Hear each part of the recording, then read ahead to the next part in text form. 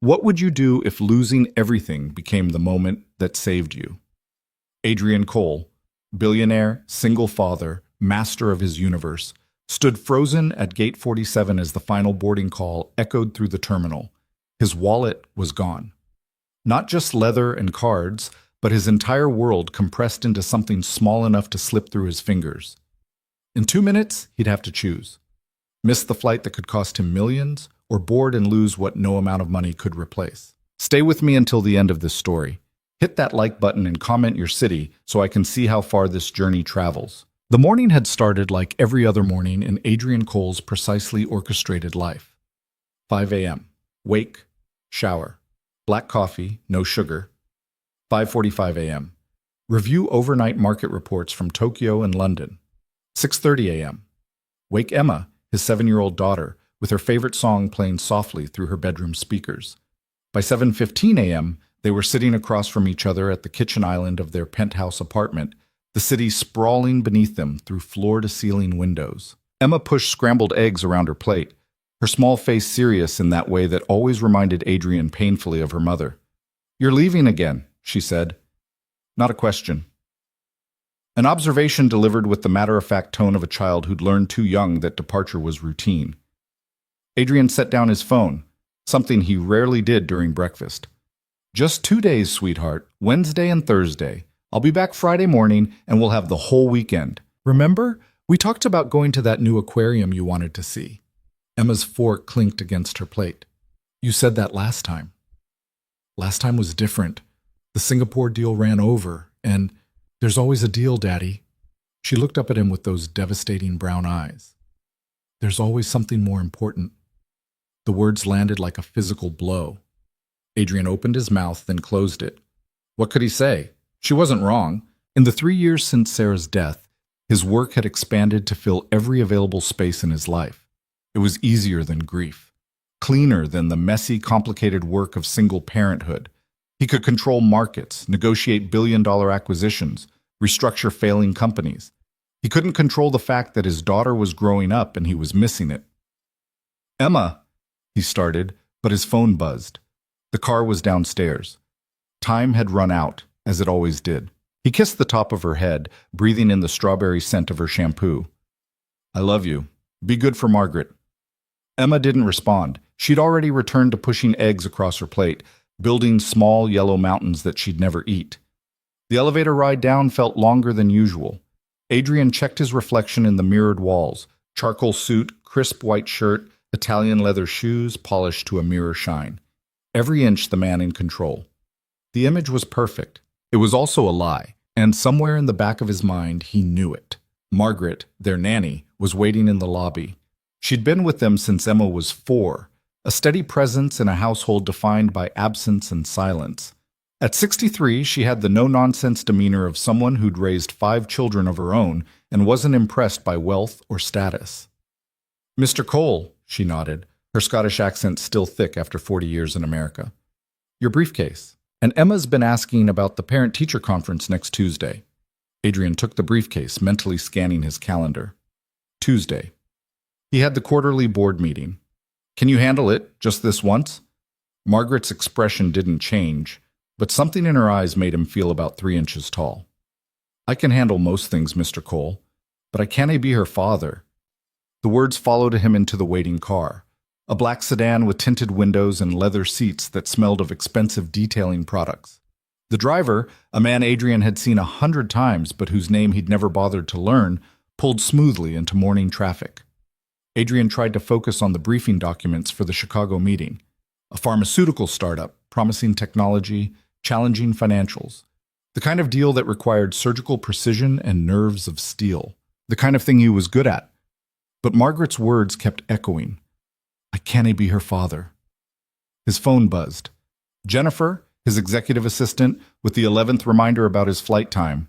Jennifer was 32, terrifyingly efficient, and had probably forgotten more about his schedule than he currently remembered. Jennifer. Car to airport at 9:30. Flight at 11:45. Ground transport in Chicago confirmed. Hotel suite upgraded. Meeting materials in your briefcase. You're going to crush this. Adrian. Thanks. Traffic? Jennifer, moderate. You'll make it. You always do. He allowed himself a small smile. At least someone had confidence in his ability to keep all the plates spinning. The car wove through Manhattan traffic with practiced ease. Adrian watched the city slide past, coffee shops opening their doors, people rushing to offices, street vendors setting up their carts. Millions of individual lives, each one a complete universe of complications and choices. He used to notice these things. Before. When Sarah was alive, she'd point out tiny moments of urban poetry. An old man feeding pigeons, a couple holding hands, a child's abandoned toy on a park bench. Stories, she'd call them. Everyone's carrying a whole story we'll never know. He'd thought it was charming then. Now it just felt like noise. The airport appeared ahead, a sprawling complex of glass and steel. Adrian's phone buzzed again. His lawyer about the Chicago contracts, his COO about a staffing issue, a text from his brother asking if he'd sent a birthday gift for their mother. He hadn't. He typed a quick message to Jennifer to handle it. The car pulled up to departures. Adrian gathered his briefcase, his carry-on, his phone. The driver popped the trunk. That's when it happened. Adrian stepped out onto the curb, juggling his bags and his phone, as an email from the pharmaceutical company's CEO demanded his immediate attention. He was reading and walking, that dangerous modern multitask that everyone does and everyone knows they shouldn't. "Sir, your wallet." Adrian glanced back. The driver was holding up a black leather wallet. Adrian's wallet, the one that had apparently slid out of his jacket pocket and onto the car seat. "Thanks," Adrian said, reaching for it. But at that exact moment, three things happened simultaneously. A cab behind them blared its horn, angry at the stopped sedan. A family with too much luggage and not enough coordination stumbled directly into Adrian's path.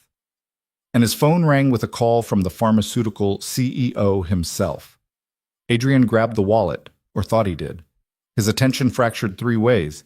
His hand closed on air, and the wallet fell.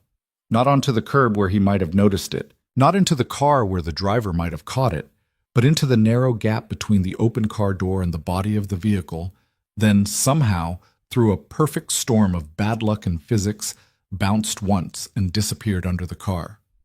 Adrian didn't see it. He was already moving, phone pressed to his ear, bags in hand, navigating around the family while the driver closed the door and pulled away to avoid the honking cab.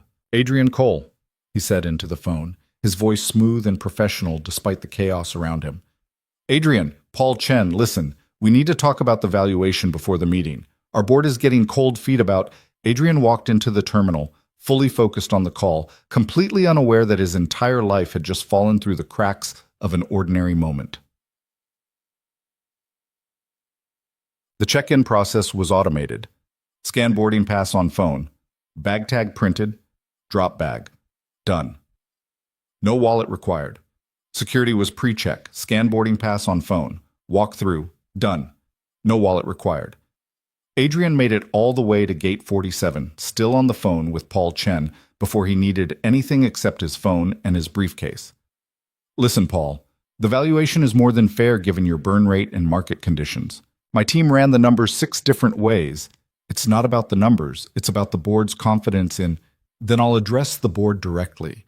That's why we're meeting. You're getting anxious about something we've already accounted for." He ended the call and checked his watch. 10:47. Still had an hour before boarding. Time to grab coffee and review the presentation one more time. The airport cafe was overpriced and overcrowded, but the coffee was decent. Adrian stood in line behind a young mother with a screaming toddler, a businessman barking into his phone in what sounded like German, and an elderly couple moving with the careful slowness of people who've learned that rushing leads to falling. When he reached the counter, the barista, a kid who couldn't have been more than 20, with tired eyes and a name tag that said Marcus, smiled with practiced customer service enthusiasm. "What can I get you?"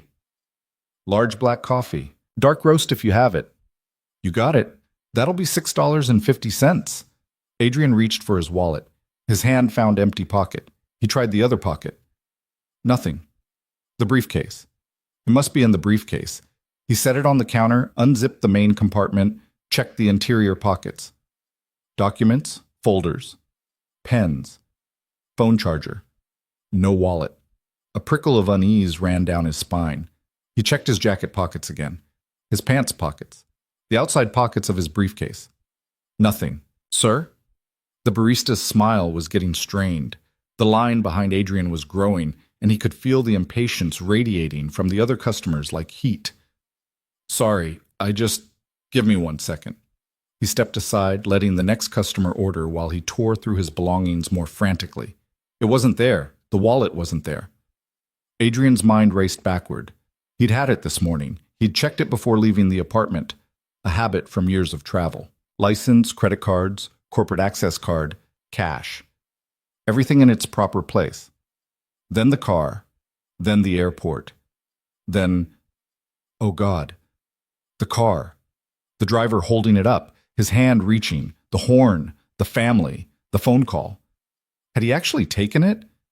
He pulled out his phone, scrolling frantically for the car service number, but even as he dialed, a sinking certainty was settling in his stomach. The driver had pulled away. The car was probably halfway across the city by now, picking up another passenger, another person in a hurry to get somewhere important. Premier Executive Transport, this is Diane. How may I help you? This is Adrian Cole. I was just dropped off at JFK Terminal 4. I think I left my wallet in the car. Black sedan picked me up from... Let me check our system, Mr. Cole. Can you provide your account number or phone number? He gave her the information, his leg bouncing with nervous energy as he waited. I see your trip here. Driver was, let's see, vehicle 447. That car is currently on another pickup in Queens. I can send a message to the driver, but it may take some time for him to respond. Would you like me to? Yes, please, it's urgent. I have a flight in... He checked his watch. 55 minutes. I'll flag it as priority, Mr. Cole. Is there a number where the driver can reach you? He gave her his cell number and ended the call, his mind already running through contingencies. The wallet had his driver's license, which he needed for... Wait, no. He'd already gone through security. The boarding pass was on his phone. He didn't technically need ID to board the flight, but the wallet had more than just his license. His corporate access cards to the Chicago office building, his credit cards for ground transportation and meals, his membership card to the executive lounge where he'd planned to work before the flight, cash for tipping hotel staff and car service drivers. More importantly, and this thought hit him with unexpected force, it had the photo. The only photo he still carried of his mother. Not his late wife Sarah, though he kept dozens of those in his apartment, but his mother, Margaret Rose Cole, who'd died when Adrian was 19. A faded Polaroid from 1995, taken at his high school graduation. His mother in a blue dress, her arm around teenage Adrian's shoulders, both of them squinting into the sun and smiling like they knew secrets the camera couldn't capture. It was the only photo he'd carried through college, through his first startup, through building his empire, through meeting Sarah, marrying her, losing her.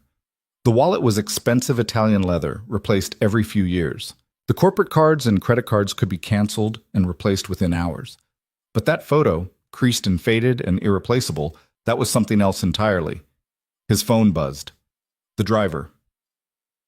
Unknown number. This is Miguel from Premier Transport. I have your wallet, Mr. Cole. Found it in the back seat. I can bring it to you, but I'm currently in Astoria with a passenger. Probably 45 minutes before I could get back to JFK. Adrian looked at his watch. 10:52. His flight boarded at 11:25.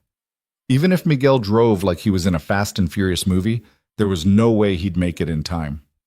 Adrian, can you drop it at Lost and Found? I'll have someone pick it up. Miguel, sorry, Mr. Cole, company policy. I can't leave the vehicle unattended and I can't leave passenger belongings at unsecured locations. But I'll get it to you as soon as I drop off this current fare. Hang tight. Hang tight. As if Adrian had a choice. He looked up at the departures board. His flight to Chicago, on time, gate 47, boarding in 33 minutes. The Chicago meeting was at 2 p.m. If he missed this flight, the next one wouldn't get him there until 3:30, maybe 4 with ground transport. The entire deal could fall apart. Paul Chen's board was already nervous. Showing up late, or worse, not showing up at all, would confirm every doubt they had. But the wallet. The cards could be replaced. The money didn't matter. The corporate access, he could have Jennifer overnight a new one. The photo, though, the photo was irreplaceable. Adrian stood at gate 47, watching passengers begin to queue for boarding. Business travelers like himself, families wrangling children, a few students with enormous backpacks. All of them moving toward their destinations with the easy confidence of people whose lives hadn't suddenly become complicated. His phone rang. Jennifer. "You're cutting it close," she said without preamble. "Boarding starts in 30 minutes. I know. There's a situation." He explained about the wallet. As he talked, he could practically hear Jennifer's mind working through solutions, because that's what she did. Jennifer solved problems. "Okay," she said when he finished. "First, I'll cancel all the cards. Second, I'll have a courier meet you at O'Hare with a new corporate card and access badge. Third, I'll authorize your hotel to charge the room to the company account directly. No card needed at check-in. Fourth, the photo," Adrian interrupted. "There's a photo in there of my mother." There was a pause. Jennifer had worked for Adrian for 6 years. She'd seen him negotiate hostile takeovers without blinking. She'd watched him fire executives who'd been with the company for decades. She'd never heard his voice sound quite like this. "Is it replaceable?" she asked quietly. "No." "Oh." Another pause. "Then we need to get the wallet back. The driver can't get here for 45 minutes, minimum." "And the meeting?" Adrian looked at the departure board, then at his watch, then at the gathering crowd at gate 47. A family nearby, father, mother, 2 kids, was laughing about something, the parents working together to organize tickets and snacks and tablets for the flight. The easy choreography of people who were a team. When was the last time Adrian had felt like part of a team? When Sarah was alive, maybe. Before her cancer diagnosis. Before the 18 months of treatments and hospital visits and desperate hope followed by devastating loss. Before he'd thrown himself into work because work was the only thing that made sense anymore. "Adrian?" Jennifer's voice pulled him back. "The meeting?" "I don't know," he said, and the admission felt like stepping off a cliff. "Well, you need to decide. You've got—" Well, he could hear her typing, probably looking at flight schedules. 28 minutes. If you board, you make the meeting but lose the wallet. If you wait for the driver, you get the wallet but miss the meeting. Unless what? Unless you have someone else pick up the wallet. Someone here in the city. Someone you trust. Adrian's mind went blank. Someone he trusted. In New York. Available on 30 minutes' notice. Who wasn't already working for him. His brother was in Boston. His college friends had scattered across the country. Their relationships reduced to Christmas cards and the occasional email. His social circle consisted entirely of business associates, people he knew in the context of deals and strategy sessions, people he could trust with millions of dollars, but not necessarily with the irreplaceable artifacts of his personal life.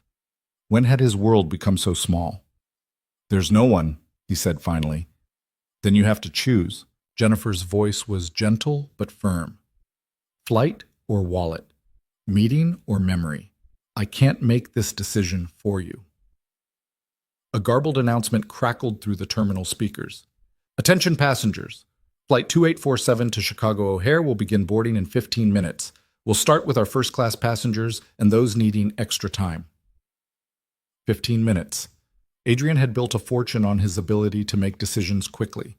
Buy or sell, expand or consolidate, hire or fire. He'd developed an instinct for it, a sixth sense that processed complex variables and delivered clear answers. But this wasn't a business decision. This was something else entirely. And for the first time in years, his instincts had no answer. "Jennifer," he said slowly, "if I miss this meeting, what happens? Honestly, the deal probably falls apart. Chen's board is looking for any excuse to pull out. We've got competition sniffing around. I heard through the grapevine that Vanguard Capital is putting together an offer. If we're not at the table, someone else will be. And if we lose this deal? It's not catastrophic. We've got other irons in the fire. But it's a setback. And it's unlike you. People will notice. People will notice." Adrian Cole, the man who never missed a meeting, never showed up unprepared, never let personal complications interfere with business. That reputation was its own kind of asset, built carefully over 15 years of relentless focus. But what was he building it for? Emma's face flashed in his mind. "There's always something more important, Daddy. And Margaret's words, I cannae be her father. How many moments had he missed? How many school plays and parent-teacher conferences and ordinary evenings had he traded for meetings and deals and the relentless pursuit of more? Sarah used to joke that he was going to work himself into an early grave. You're going to wake up one day, she'd said once, curled up next to him in bed while rain drummed against the windows, and realize you spent your whole life preparing for a future that already passed you by. He'd kissed her and promised to slow down. That was 6 months before her diagnosis. He never got the chance to keep that promise. Mr. Cole? Jennifer's voice. You still there? Yeah, I'm here. What do you want to do? The boarding area was getting crowded now. A gate agent was setting up the podium, organizing boarding passes, preparing for the controlled chaos of getting 200 people onto an airplane. Adrian's phone buzzed. Miguel again. Miguel, just dropped off my passenger. Heading your way now. But with traffic, I'm looking at 40, maybe 45 minutes. I'm really sorry, Mr. Cole. 45 minutes. The flight would be in the air. Adrian would be in Chicago, preparing for a meeting that could define his company's next quarter. Everything would proceed according to plan, except the photo would be gone, lost somewhere in the vast machinery of city logistics. Maybe Miguel would drop it at lost and found eventually. Maybe someone else would find it first. Maybe it would end up in a dumpster, just another piece of unclaimed detritus from the millions of people who move through the city every day. His mother's smile disappearing into entropy. Adrian? Jennifer's voice had taken on a note of urgency. They're going to start boarding any second. You need to decide. He looked at the plane through the terminal windows. A massive machine designed to move humans through the sky at impossible speeds. An engineering marvel that had become mundane through repetition. How many flights had he taken? How many hotel rooms had he slept in? How many cities had blurred together into an indistinguishable parade of conference rooms and rental cars? Tell Chen I can't make the meeting, Adrian heard himself say. What? Tell him there's been a family emergency. Reschedule for next week. Or let Vanguard Capital have it. I don't care. Adrian, are you sure? I'm sure. He ended the call before Jennifer could argue further. Then he sat down in one of the terminal chairs and waited. The flight began boarding. First class, Zone 1, Zone 2. He watched passengers disappear down the jetway, each one moving toward their own destination, their own version of importance. The gate agent made announcements. Final boarding call. Last chance. Adrian stayed seated. The jetway door closed. The plane pushed back from the gate. Through the window, he watched it taxi toward the runway, join the queue, and eventually accelerate down the concrete until it lifted into the gray November sky, becoming smaller and smaller until it was just another speck against the clouds. He'd made his choice. The flight was gone. The meeting was gone. Whatever reputation he'd built on never missing, never failing, never letting personal complications interfere, that was gone too, probably.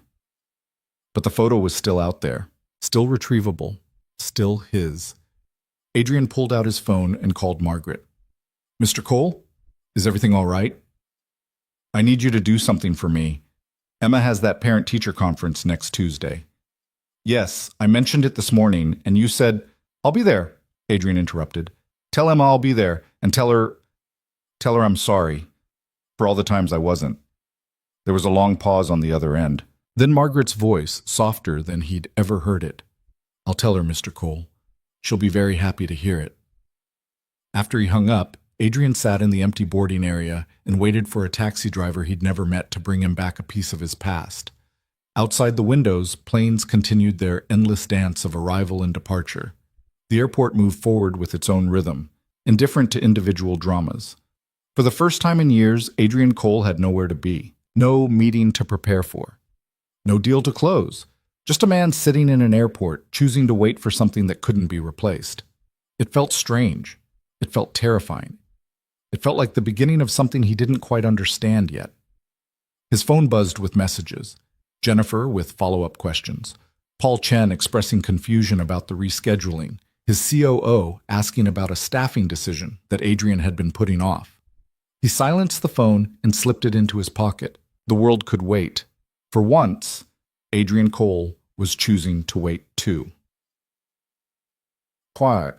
Across the city, in a completely different corner of New York, Eliza Moore was experiencing her own kind of chaos. The taxicab, a battered yellow Crown Victoria that had seen better decades, smelled like a combination of air freshener, old coffee, and the accumulated essence of 10,000 passengers. The heating was broken, stuck permanently on Arctic, which meant Eliza drove with the windows cracked even in November because otherwise she'd sweat through her shirt. She'd been driving for 6 hours straight, since 5 a.m. when most of the city was still dark and quiet. She'd been navigating the endless stream of airport runs, business district drop-offs, and the occasional tourist who needed to get to the Statue of Liberty or Times Square or some other landmark that Eliza had long ago stopped finding interesting. New York was a job, not a postcard. It was rent and groceries and the constant calculation of whether she could afford to fix her son's winter coat or if she could make it through the season with duct tape and hope. Her phone was mounted on the dashboard, the taxi app showing her the city in real time, a pulsing map of human need translated into dollar signs and street addresses. Every ride was a calculation. Could she make the pickup in time? Was the destination worth the drive? Would she end up stuck in traffic, burning gas and time for a fare that barely covered expenses? She'd been a taxi driver for 3 years now. Before that, she'd worked at a call center, at a grocery store, at a restaurant where the manager's wandering hands had finally driven her to quit without anything else lined up. Single motherhood was a high-wire act performed without a net, and Eliza had become an expert at keeping her balance. Her son, Marcus, 6 years old, brilliant, exhausting, was with her mother this week while Eliza worked the long shifts that paid slightly better than the short ones. The arrangement was temporary, like everything else in Eliza's life. Her mother's health was declining. The living situation was unstable. The taxi company had been making noises about switching to a new fleet, which might or might not include Eliza's license. Everything was temporary. Everything was fragile. Eliza had learned to expect disaster because disaster was more reliable than hope. The morning had been typical, a blur of passengers who treated her like a piece of furniture that happened to have a steering wheel. The businessman who barked destinations without looking up from his phone. The tourists who asked if she could take them to Brooklyn for less than the meter would charge. The young couple fighting in the back seat. Their argument escalating until Eliza had to ask them to either quiet down or get out. By 9:30 a.m., she was exhausted, hungry, and due for a break. The airport run had been her last fare before she clocked out. A wealthy-looking man in an expensive suit, distracted by a phone call, barely acknowledging her existence as he climbed out at JFK. She'd watched him walk away, juggling bags and conversation, moving with the unconscious confidence of someone who'd never had to worry about whether their next meal was guaranteed. People like that existed in a different universe. Eliza dropped them off at airports and hotels and office buildings, but they might as well have been visiting from another planet. She pulled away from the terminal, joining the flow of taxis and cars and buses, all of them engaged in the same endless circulation. Her shift was over. She could go home, sleep for a few hours, pick up Marcus from her mother's place, try to squeeze in some quality time before the next shift started. But first, she needed to clean out the cab. Company policy. Leave it clean for the next driver. Eliza pulled into the taxi lot, a sprawling industrial space in Queens where dozens of yellow cabs sat in neat rows, waiting for their next shift. She parked, grabbed the trash bag she kept in the front seat, and started the routine cleaning process. Front seat first. Old coffee cups, receipts, the granola bar wrapper from breakfast, then the back seat. That's when she saw it. A black leather wallet wedged into the crack between the seat cushion and the door. Expensive looking. The kind of wallet that probably cost more than Eliza made in a week. She picked it up carefully, as if it might be booby-trapped. The leather was soft, butter smooth. No identifying marks on the outside. She opened it. Driver's license, Adrian Cole. D.O.B. April 15th, 1994. Address in Manhattan that Eliza recognized as one of the expensive neighborhoods where even the studio apartments cost more than most people's houses. Credit cards, 4 of them. Black American Express, Platinum Visa. A corporate card with a company name Eliza didn't recognize. Cash, $500 in crisp bills, organized by denomination. And a photo. It was old, faded, the colors slightly off in that way that analog photographs from the 90s always looked. A woman in a blue dress, her arm around a teenage boy's shoulders, both of them smiling. Both of them frozen in a moment that was clearly important even though Eliza had no idea why. She stared at the photo for a long moment. The wallet contained obvious wealth. The cash alone was more than Eliza had in her checking account. The credit cards probably had limits that would make her dizzy. This Adrian Cole person could clearly afford to lose a wallet. But the photo was different. Eliza knew about irreplaceable things. She had exactly 3 photos of Marcus's father, a man who'd disappeared when Marcus was 6 months old, leaving behind nothing but child support obligations he never paid, and a series of broken promises. Those 3 photos were in a shoebox in her closet, and Eliza guarded them fiercely because one day Marcus would want to know where he came from, and those photos were all she could offer. Irreplaceable things weren't about money. They were about memory, about connection, about the fragile threads that tied people to their past. She could take the cash, $500. No one would know. The wallet would end up at Lost and Found eventually, and Adrian Cole would get his credit cards back, and he'd never know that the money had been there in the first place. But Eliza would know. And more importantly, Marcus would know, because Eliza had raised her son with a fierce commitment to honesty, even when honesty was expensive, especially when honesty was expensive. The world was full of people who took shortcuts, who justified small thefts and minor deceptions. Eliza refused to be one of them, refused to raise her son to be one of them. She closed the wallet and pulled out her phone. Finding contact information for Adrian Cole turned out to be surprisingly easy. A Google search revealed that he was the CEO of Cole Capital Partners, a private equity firm with offices in Manhattan. The firm's website had a generic contact email. Eliza opened her email app, something she barely used since most of her communication happened through text messages and the taxi app, and started typing. 2.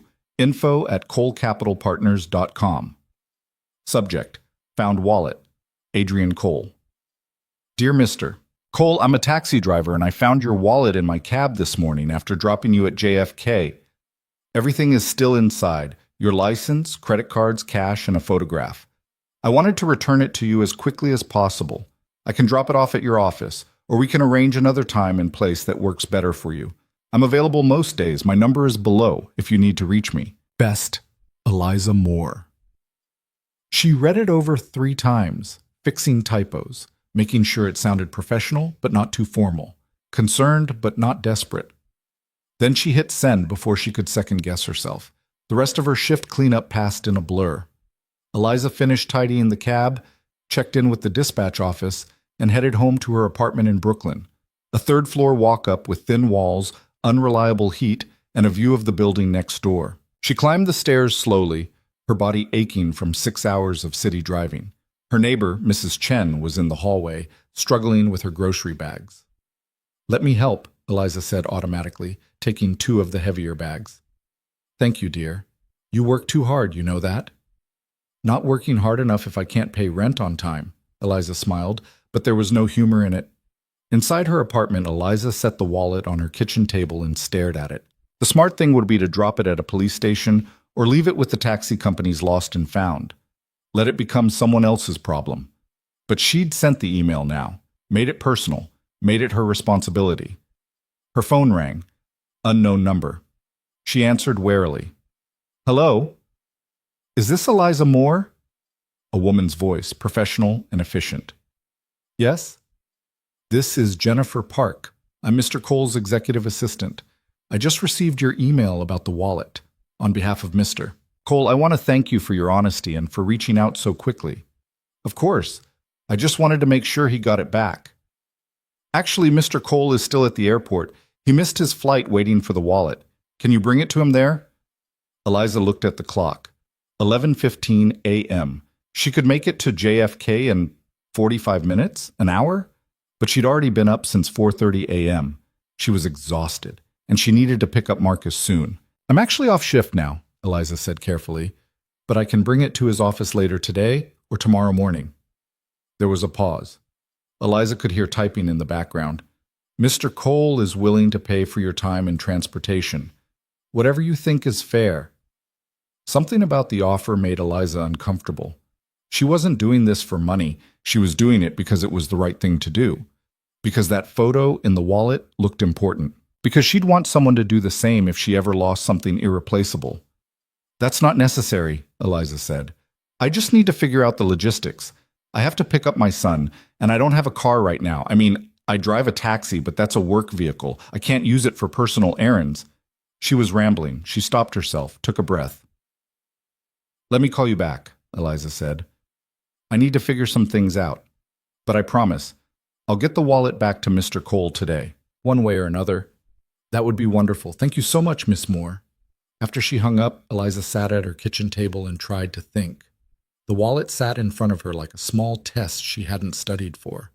She could take the subway to JFK, bring Marcus with her. He'd love seeing the planes. Make it an adventure. Get the wallet back to this Adrian Cole person, shake his hand, accept whatever modest reward he offered, and move on with her life. It would take half her day. Use energy she didn't have. Complicate a schedule that was already complicated. But every time she looked at that faded photo, she knew she was going to do it anyway. Some things were worth the complication. Eliza called her mother first. Mom, it's me. I know I said I'd pick up Marcus at 2, but something came up. Can you keep him until tonight? Her mother's voice came through the phone, tired and crackling with the particular exhaustion of a woman who'd raised 5 children and was now helping raise her grandson. What kind of something? I found a wallet. A passenger left it in my cab. I need to return it. Can't you just drop it at the police station? Eliza looked at the wallet on her table, at the photo visible through the clear plastic window. It's complicated. Her mother sighed, the sound of someone who'd heard that phrase too many times. Everything with you is complicated, Eliza. You make things harder than they need to be. I know, Mom. I'm sorry. I'll pick him up by 7, I promise. That's what you said last week, and you didn't show up until 9. The accusation landed like a slap, mostly because it was true. Eliza had been late. She was always late, always scrambling, always trying to stretch 24 hours into 30. Single motherhood was a mathematics problem with no solution, and she was exhausted from pretending she could solve it. I'll be there by 7, Eliza repeated, putting steel into her voice. Tell Marcus I love him. She hung up before her mother could argue further, then immediately felt guilty about it. Another small failure to add to the collection. But she couldn't think about that now. She had to figure out how to get to JFK without a car, without money for a cab, and without losing what was left of her sanity. The subway would take forever. The taxi would cost money she didn't have. She could ask her neighbor if she could borrow his car, but he'd want to know why, and Eliza was tired of explaining herself to people who didn't really care about the answers. Her phone buzzed. A text from an unknown number. Unknown. Miss Moore, this is Jennifer Park again. I apologize for overstepping, but I took the liberty of arranging a car service to bring you to JFK. The driver will be at your address in 20 minutes. All expenses covered, of course. We really appreciate what you're doing. Eliza stared at the message. Her first instinct was to refuse. She didn't need charity. She didn't want to be another problem that wealthy people solved with their checkbooks. But then she looked at the clock. 11:30. If she took the subway, she wouldn't get to JFK until at least 1 o'clock, maybe 1:30. If there was traffic or delays, even later, and then she'd have to get back to Brooklyn, pick up Marcus, try to salvage something resembling a normal evening. The car service would get her there in half the time, would make this whole thing easier, would let her keep her promise to her mother about picking up Marcus by 7. She typed back, "Thank you. That's very kind." 20 minutes later, a black sedan pulled up outside her building. Not a taxi, not an Uber, an actual car service with a professional driver in a suit who got out and opened the door for her like she was someone important. Eliza slid into the back seat, acutely aware of how she must look. Jeans with a small tear at the knee, a jacket that had seen better years, hair pulled back in a messy ponytail because she hadn't had time to do anything else. The driver met her eyes in the rearview mirror. JFK, Terminal 4? Yes, please. The car glided into traffic, smooth and quiet in a way that Eliza's taxi never was. She could feel the difference in every detail. The leather seats that didn't have tears, the climate control that actually worked, the subtle scent of expensive air freshener instead of the accumulated smell of thousands of strangers. This was how the other half lived. This was normal for people like Adrian Cole. Eliza pulled out her phone and did what she should have done hours ago. She Googled him. The search results were extensive. Adrian Cole, 32, CEO of Cole Capital Partners. Net worth estimated at $2.3 billion. Featured in Forbes' 30 Under 30 list 8 years ago. Known for aggressive acquisitions in the pharmaceutical and technology sectors. Recently widowed, his wife, Sarah Cole, had died 3 years ago from cancer. One daughter, Emma, age 7. There were photos. Adrian at business conferences, always in expensive suits, always with that same controlled expression. Adrian at charity galas with his late wife, both of them dressed in formal wear, looking like they'd stepped out of a magazine spread. Adrian receiving awards, shaking hands with politicians and CEOs, standing in front of company logos. In every photo, he looked like someone who'd never experienced a moment of doubt in his life. Someone for whom the world rearranged itself to accommodate his needs. But he'd missed his flight for a wallet. Had chosen to wait instead of moving forward. Eliza didn't know what to make of that. The car merged onto the highway, and the city began to fall away behind them. Eliza watched the familiar neighborhoods blur past, the places she knew intimately from years of driving, reduced now to scenery viewed from the back seat of someone else's luxury. Her phone buzzed again. This time, the number wasn't unknown. Adrian Cole. Miss Moore. This is Adrian Cole. Jennifer told me you're on your way. I can't thank you enough for your honesty and your effort. I'm at Gate 47 in Terminal 4. I'll wait here. Eliza read the message 3 times. The CEO of a billion-dollar company was thanking her, was waiting for her, like she was doing something remarkable instead of just returning lost property. She typed back carefully. I'll be there soon. Everything in your wallet is safe. His response came immediately. I'm not worried. Thank you. The trust in those 3 words startled her. He wasn't worried. He believed her completely, even though they'd never met, even though he had no reason to trust her beyond a single email. When was the last time someone had trusted Eliza without reservation? The car pulled up to Terminal 4 exactly 38 minutes after leaving her apartment. The driver opened her door, and Eliza stepped out into the controlled chaos of airport arrivals. Cars and buses and taxis all jockeying for position. Travelers hauling luggage. Security guards directing traffic with sharp whistles and aggressive hand signals. Do you need me to wait? The driver asked. No, thank you. I'll take the subway back. Miss Park instructed me to wait and bring you home. Of course she did. Eliza felt a flash of irritation at being managed, at having her choices made for her by people who thought money solved everything. But she was also exhausted and practical enough to know that the subway would be miserable and the car would be comfortable. Okay, she said. Thank you. Inside the terminal, Eliza followed the signs to Gate 47. The airport was busy in that mid-morning way. Business travelers rushing to connections, families beginning vacations, the endless flow of human movement that never quite stopped. She'd been to JFK hundreds of times as a driver, but always from the outside. Drop off at departures, pick up at arrivals, circle the terminals in the designated taxi lanes. She'd never actually walked through the terminal as a passenger, never experienced it from this side of the glass. Gate 47 was nearly empty now, the morning rush of departures finished. A few travelers sat scattered in the waiting area, focused on laptops or phones. And there, sitting alone near the windows, was a man in a charcoal suit. Adrian Cole. He looked different from his photos. More human, somehow. His tie was loosened, his hair slightly disheveled. He was staring out at the tarmac where planes taxied and departed, his expression distant and unreadable. Eliza approached slowly, suddenly aware of how surreal this moment was. She was about to meet a billionaire. She was wearing jeans with a tear in them. Mr. Cole? He turned, and for a moment they just looked at each other. His eyes were dark brown, tired, with the kind of shadows underneath that spoke of too many early mornings and not enough sleep. He stood, and Eliza realized he was tall, easily 6 feet, and carried himself with the unconscious confidence of someone who'd never had to make himself small. Miss Moore. He extended his hand and Eliza shook it.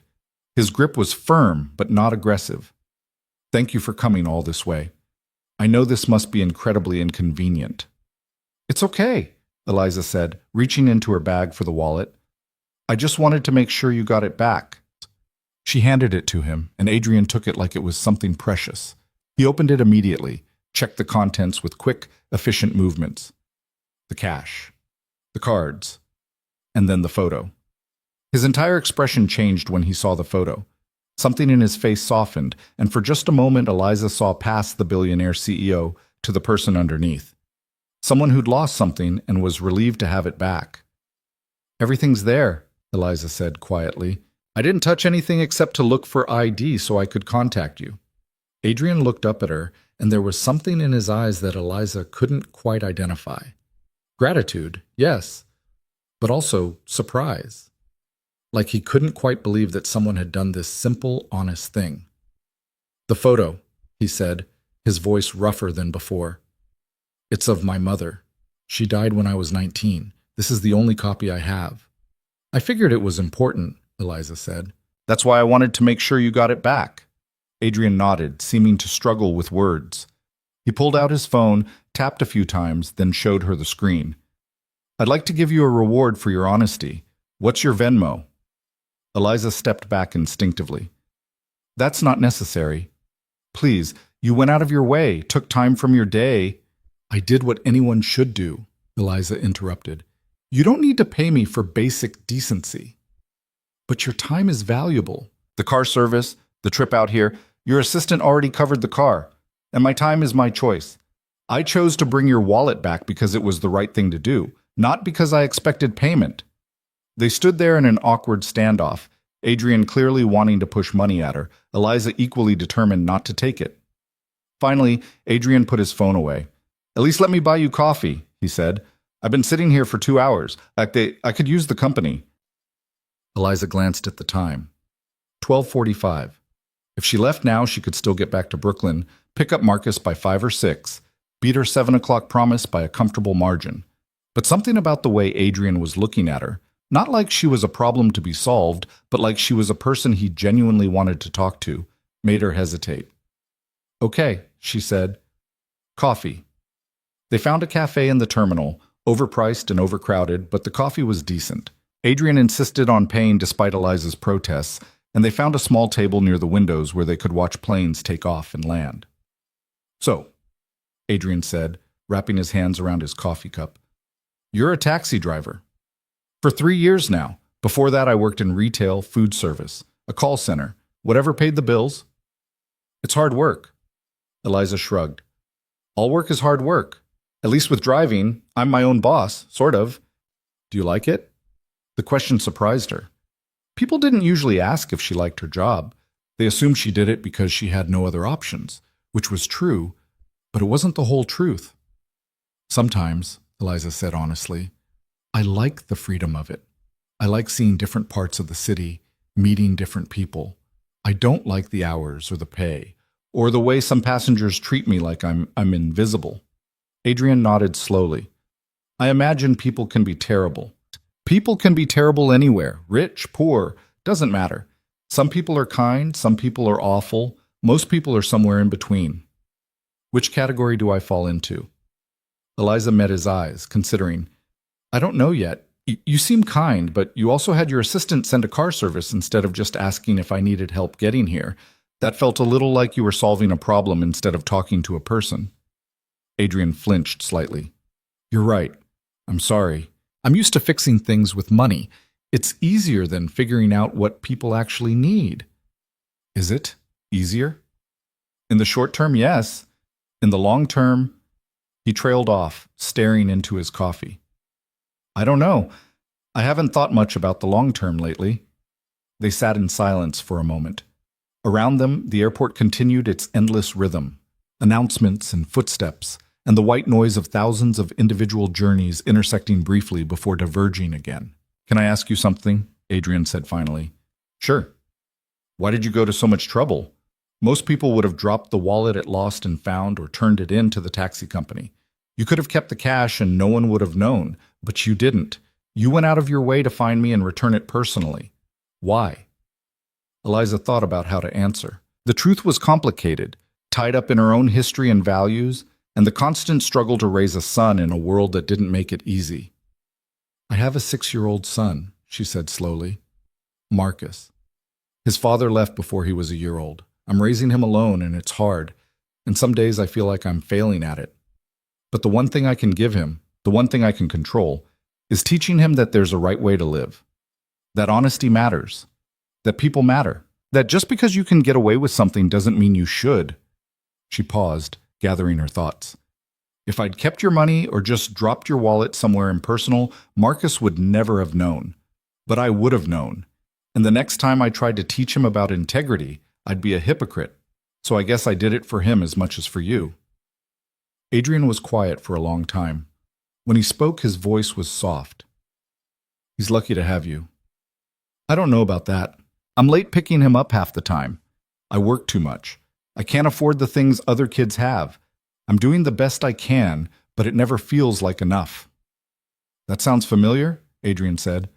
I have a daughter, Emma. She's 7, and I'm pretty sure I'm failing her too. Eliza looked at him with surprise. You're a billionaire. How are you failing her? Money doesn't make you a good parent. If anything, it makes it easier to hide from the actual work of parenting. I missed her school play last month because of a board meeting. I forgot her parent-teacher conference because I had a call with investors in Singapore. I hired a nanny to handle the things I should be handling myself. He set down his coffee cup, his jaw tight. This morning, she told me there's always something more important than her.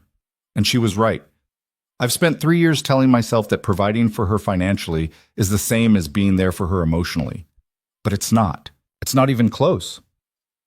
Eliza felt something shift in her understanding of this man.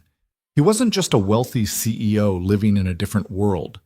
He was a father, struggling with the same guilt and inadequacy that kept Eliza up at night. Is that why you missed your flight? She asked. Because of the photo? Partly. Mostly because... He struggled for words. I'm tired of choosing wrong. I'm tired of prioritizing deals over people, meetings over moments. The wallet was just an excuse, a reason to finally stop running. What were you running from? Adrian looked at her, and the honesty in his eyes was almost painful to witness. Grief, loss, the fact that I couldn't save my wife, the fact that I don't know how to be the father my daughter needs, the fact that my entire life is built on control, and the things that actually matter can't be controlled. Eliza understood that feeling. She'd spent years trying to control an uncontrollable situation, single motherhood, poverty, the constant fear that one bad day would topple everything she'd built. No one knows how to be the parent their kid needs, Eliza said gently. We're all just making it up as we go, trying not to mess them up too badly. The fact that you care about it, that you're aware you're failing, that's something. That's a start. Is it enough? I don't know. But it's more than my father gave me, and more than Marcus's father gave him, so maybe it's enough to build on. Adrian smiled slightly, the first real smile Eliza had seen from him. You're wise for someone so young. I'm 30, and I'm not wise. I'm just tired. Tired people see things clearly because they don't have energy left for illusions. They talked for another 20 minutes. Not about money or business or the obvious differences between their lives. They talked about parenting, about the specific terror of raising children alone, about the moments that made it worthwhile. Marcus's laugh when Eliza made pancakes in funny shapes, Emma's concentration when she was reading a book, the way children could find joy in the smallest things. At some point, Eliza realized she was enjoying herself. When was the last time she'd had a conversation with another adult that wasn't about logistics or bills or work schedules? When was the last time someone had listened to her like her words actually mattered? Finally, she glanced at her phone. 1:30. She really needed to go. I should get back, she said reluctantly. I promised my mother I'd pick up Marcus by 7. Adrian nodded, looking almost disappointed. Of course. Thank you again for everything. For the wallet, for the conversation, for... He paused. For reminding me that there are still good people in the world. There are a lot of good people in the world, Eliza said, standing. You just have to slow down enough to notice them. They walked back through the terminal together, not saying much, just moving through the crowd. At the exit, Adrian's phone buzzed. He glanced at it, frowned, then looked at Eliza.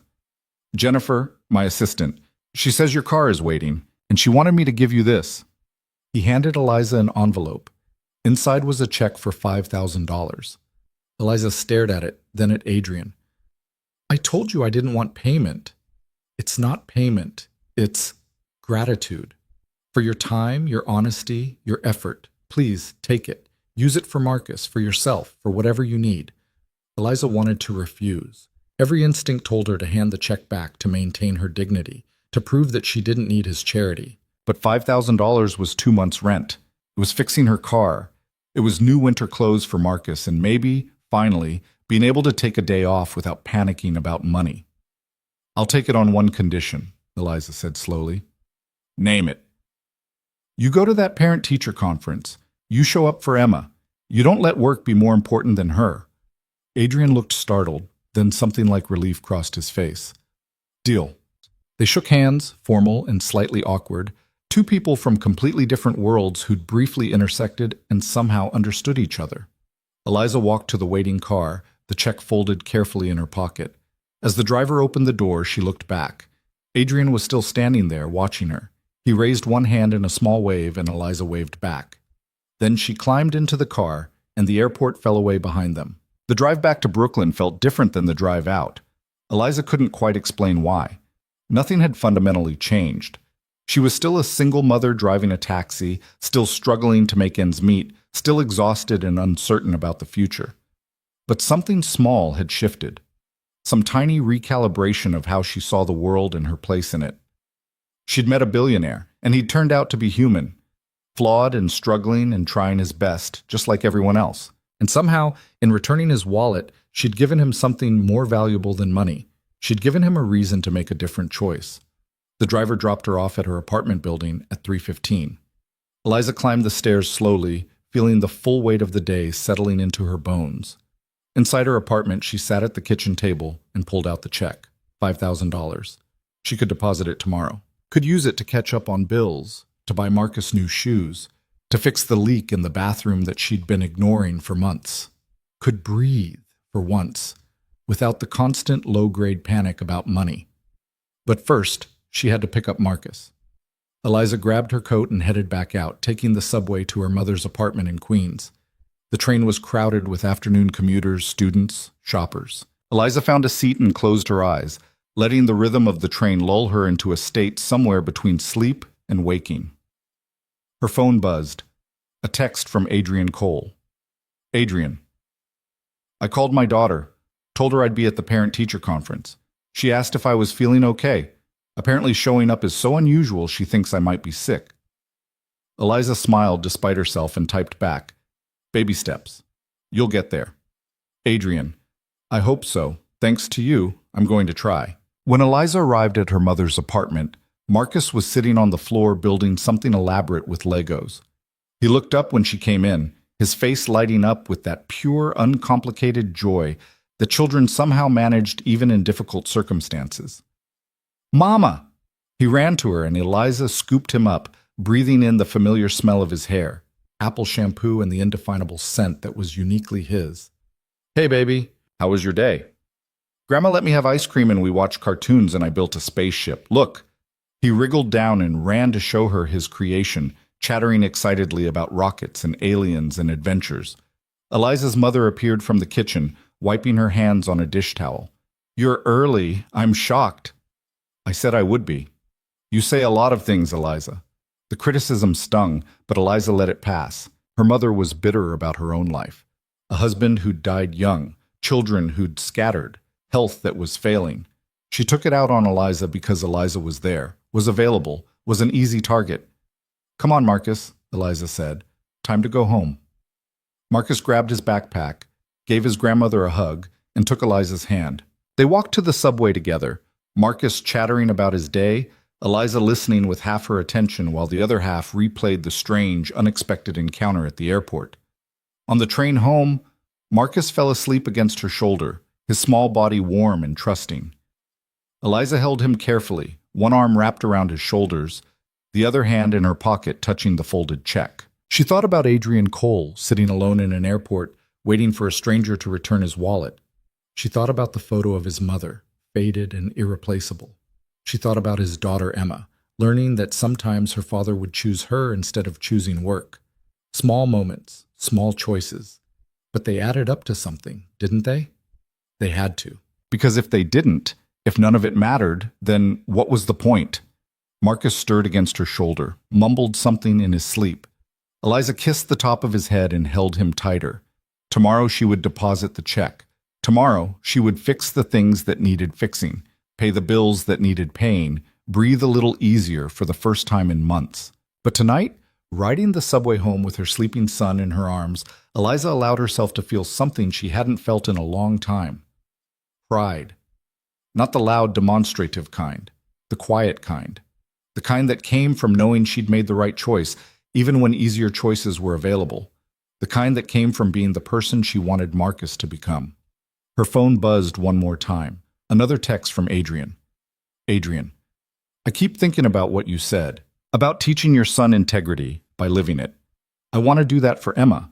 I don't know if I know how, but I want to try. Thank you for showing me it's possible. Eliza read the message twice, then typed her response carefully. Eliza, we're all just doing our best. That's all our kids need from us. Our best effort, honestly given. You'll figure it out. Adrian, can I ask you something else? Eliza, sure. Adrian, would you be willing to meet for coffee again? Not as a thank you or a business thing, just as, I don't know, two parents trying to figure it out? Eliza stared at the message for a long time. Part of her wanted to say no. Their lives were too different. This was a one-time intersection, not the beginning of something ongoing. She should take the check, be grateful, and move on. But another part of her, the part that had enjoyed their conversation, that had felt seen and heard in a way she rarely experienced, wanted to say yes. She thought about it all the way home, thought about it as she carried sleeping Marcus up the stairs to their apartment, thought about it as she tucked him into bed, still fully dressed because she didn't want to wake him. Finally, sitting alone in her tiny living room, Eliza typed her response. Eliza, okay, coffee, but somewhere in between your world and mine, neutral territory. Adrian, how about that cafe we went to at the airport? Eliza smiled. Eliza, how about somewhere that doesn't require either of us to go to an airport? There's a place in Manhattan near Washington Square Park, Common Ground Coffee. You know it? Adrian, I'll find it. When? Eliza, I work most days, but I'm off Thursday afternoon, 2 p.m. Adrian, I'll be there. Eliza set her phone down and sat in the quiet darkness of her apartment.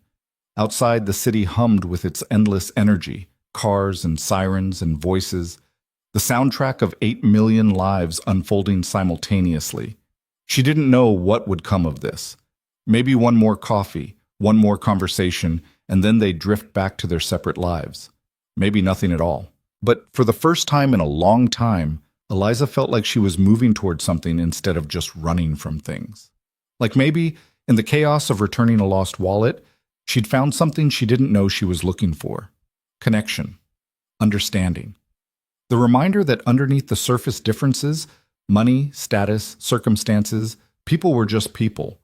Struggling, hoping, trying to do right by the ones they loved. It wasn't much, but it was something. And sometimes, something was enough. Thursday came faster than Eliza expected, arriving with the kind of cold November rain that made the city feel gray and unwelcoming. She'd told herself a dozen times since Tuesday that she should cancel, that coffee with a billionaire was absurd, that their worlds were too different, that this was just charity dressed up as friendship. But she hadn't canceled. And now it was 1:15 p.m., and she was standing in her bedroom staring at her closet like it held answers instead of just clothes she couldn't afford to replace. Marcus was at school. Her mother had agreed to pick him up, though not without commentary about Eliza's priorities. The shift she'd given up to make this meeting would cost her about $80 in fares, money she could have used despite the check that was now sitting in her bank account, making her statements look unfamiliar and slightly unreal. She settled on jeans without tears, a sweater that was clean and warm, her better jacket. Nothing fancy, but presentable. The woman in the mirror looked tired but determined, and that would have to be good enough. The subway ride to Manhattan was crowded with afternoon commuters and tourists, all of them pressed together in that forced intimacy that New Yorkers had learned to navigate with practiced indifference. Eliza stood near the door, watching stations flash past, trying not to think about what she was doing or why. Common Ground Coffee was exactly what it sounded like, a medium-sized cafe near Washington Square Park, popular with NYU students and local professionals. Eliza had chosen it deliberately, a place that belonged to neither her world nor Adrian's, neutral territory where they could meet as equals instead of as billionaire and taxi driver. She arrived 10 minutes early and ordered a black coffee she didn't particularly want, just to have something to do with her hands. The cafe was warm and busy, filled with the sounds of espresso machines and conversation and someone's laptop playing music too quietly to identify. Eliza found a table near the window and watched the street. Rain was falling steadily now, turning the sidewalks slick and reflective. People hurried past with umbrellas and turned-up collars, all of them focused on getting somewhere dry. At exactly 2 p.m., Adrian Cole walked through the door. He looked different than he had at the airport, less polished somehow. He was wearing jeans, expensive ones probably, but still jeans, and a gray sweater under a black coat. His hair was slightly damp from the rain, and he was carrying a newspaper folded under one arm. He spotted Eliza immediately and smiled, a real smile that reached his eyes and made him look younger. He ordered coffee at the counter, then made his way to her table. "You're punctual," Eliza said as he sat down. "Years of business meetings. Being late is disrespectful. Being on time is a privilege. Some of us are just trying not to be too late." Adrian winced. "You're right. I'm sorry, I didn't mean to sound—" "Relax," Eliza interrupted gently. "I'm giving you a hard time. You can be proud of being punctual without it being an insult." He relaxed slightly, wrapping his hands around his coffee cup in a gesture that was becoming familiar. For a moment they just sat there, two people who'd agreed to meet without entirely knowing why. "So," Adrian said finally, "how's Marcus?" The question surprised Eliza. "He's good. Excited because his class is doing a project on space, and he's obsessed with astronauts right now. Wants to be the first person to walk on Mars. Emma wants to be a veterinarian, or a princess, or a veterinarian princess who rescues animals. Her ambitions are flexible." Eliza laughed. "Marcus wanted to be a firefighter last month and a dinosaur the month before that. I'm pretty sure career planning isn't a 6-year-old's strong suit. How old were you when you knew what you wanted to be?" The question felt heavier than it should have. Eliza thought back to her own childhood, to dreams that had gotten progressively smaller as reality closed in. "I wanted to be a teacher. I loved school, loved learning. I thought I'd go to college, get a degree, shape young minds. What happened? Life happened. My father left when I was 10. My mother worked 2 jobs to keep us fed. I got pregnant at 23 with a guy who said he loved me, but apparently didn't love me enough to stick around. College became impossible. Teaching became impossible, and I ended up driving a taxi." She shrugged, trying to make it sound casual. "It's not what I planned, but it's not terrible either. Do you regret it? Not going to college, not becoming a teacher?" Eliza considered the question honestly. "Sometimes, but I have Marcus, and I wouldn't trade him for anything. Not for a degree, not for a better job, not for an easier life. He's the best thing I've ever done, even if I'm doing it poorly." "You're not doing it poorly. You don't know that. You met me once. I know you drove across the city to return a stranger's wallet. I know you turned down money because you wanted to teach your son about integrity. I know you're sitting here on your day off talking to me instead of resting or spending time with him. That tells me something about who you are." Eliza felt heat rise in her cheeks. Compliments made her uncomfortable, especially from people who didn't really know her. "What about you? Did you always want to be a billionaire CEO?" Adrian laughed, a short, sharp sound without much humor. "Nobody dreams of being a CEO when they're 6. I wanted to be a baseball player, then a scientist. Then when I was 19 and my mother died, I wanted to be rich enough that money would never be a problem again." "And you succeeded." I succeeded at making money. I'm not sure I succeeded at making money not be a problem." He paused, staring into his coffee. "My mother died of a heart condition that could have been treated if we'd caught it earlier. But we didn't have insurance, and she didn't go to the doctor because she couldn't afford it. By the time we realized something was wrong, it was too late." Eliza felt something tighten in her chest. "I'm sorry. I was so angry. At the healthcare system, at the universe, at myself for not being able to help her. I promised myself I'd never be that powerless again. So I worked. I built a company. I made more money than my mother ever dreamed of having. And then my wife died anyway, because money can't cure stage 4 cancer. and all the wealth in the world can't change that. His voice was flat, controlled, but Eliza could hear the pain underneath. The kind of pain that didn't fade, just learned to speak more quietly. "Sarah," Eliza said softly, remembering the Google search. "That was her name, right?" "Yeah, Sarah. We met in college, got married young, built a life together. She was an artist, painting, sculpture, anything she could get her hands on. She used to say that I thought too much about money and not enough about beauty." Was she right? Completely right. I was building a fortune, and she was building meaning. I thought I had time to learn from her, to slow down and appreciate what we had. Then she got sick, and suddenly there was no time, and all my money couldn't buy more of it.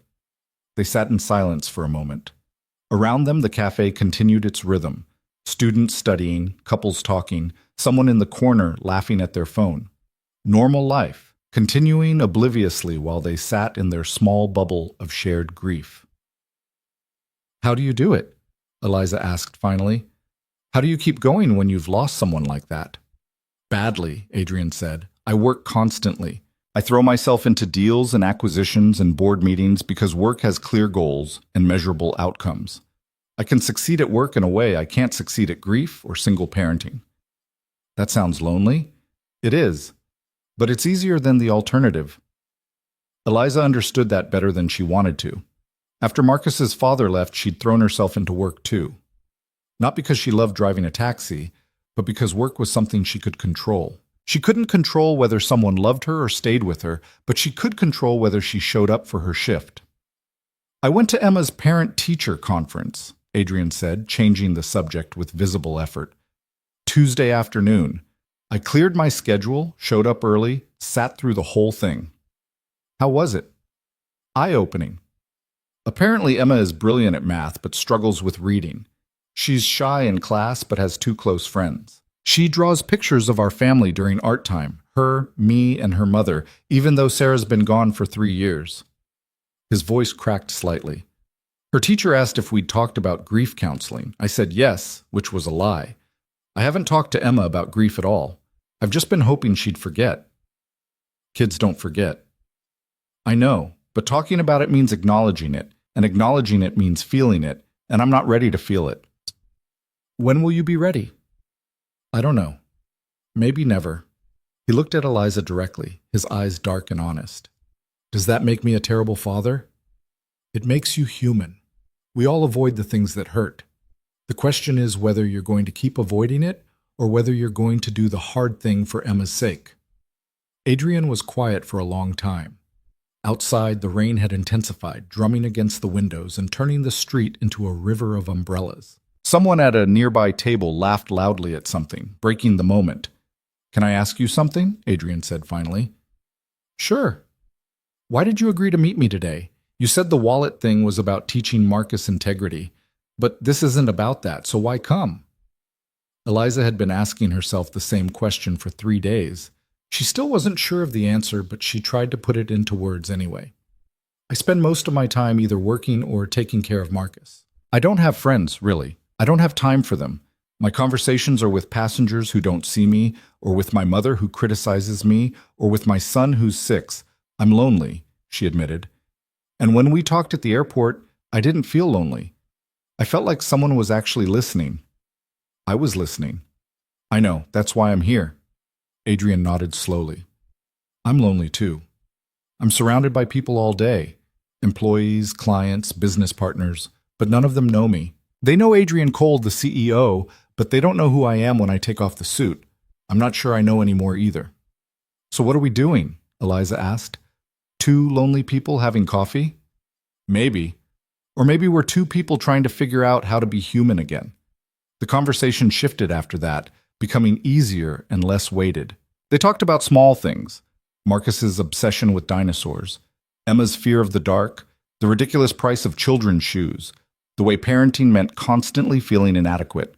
They talked about the city, about neighborhoods and restaurants, and the small details that made New York feel simultaneously massive and intimate.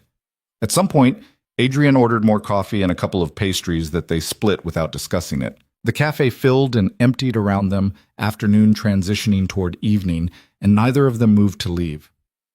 I should probably get going, Eliza said finally, checking her phone. 4:30. She needed to pick up Marcus from her mother's by 5:30, which meant leaving now to make it on time. Can I ask you something else? Adrian said as they gathered their coats. You can ask.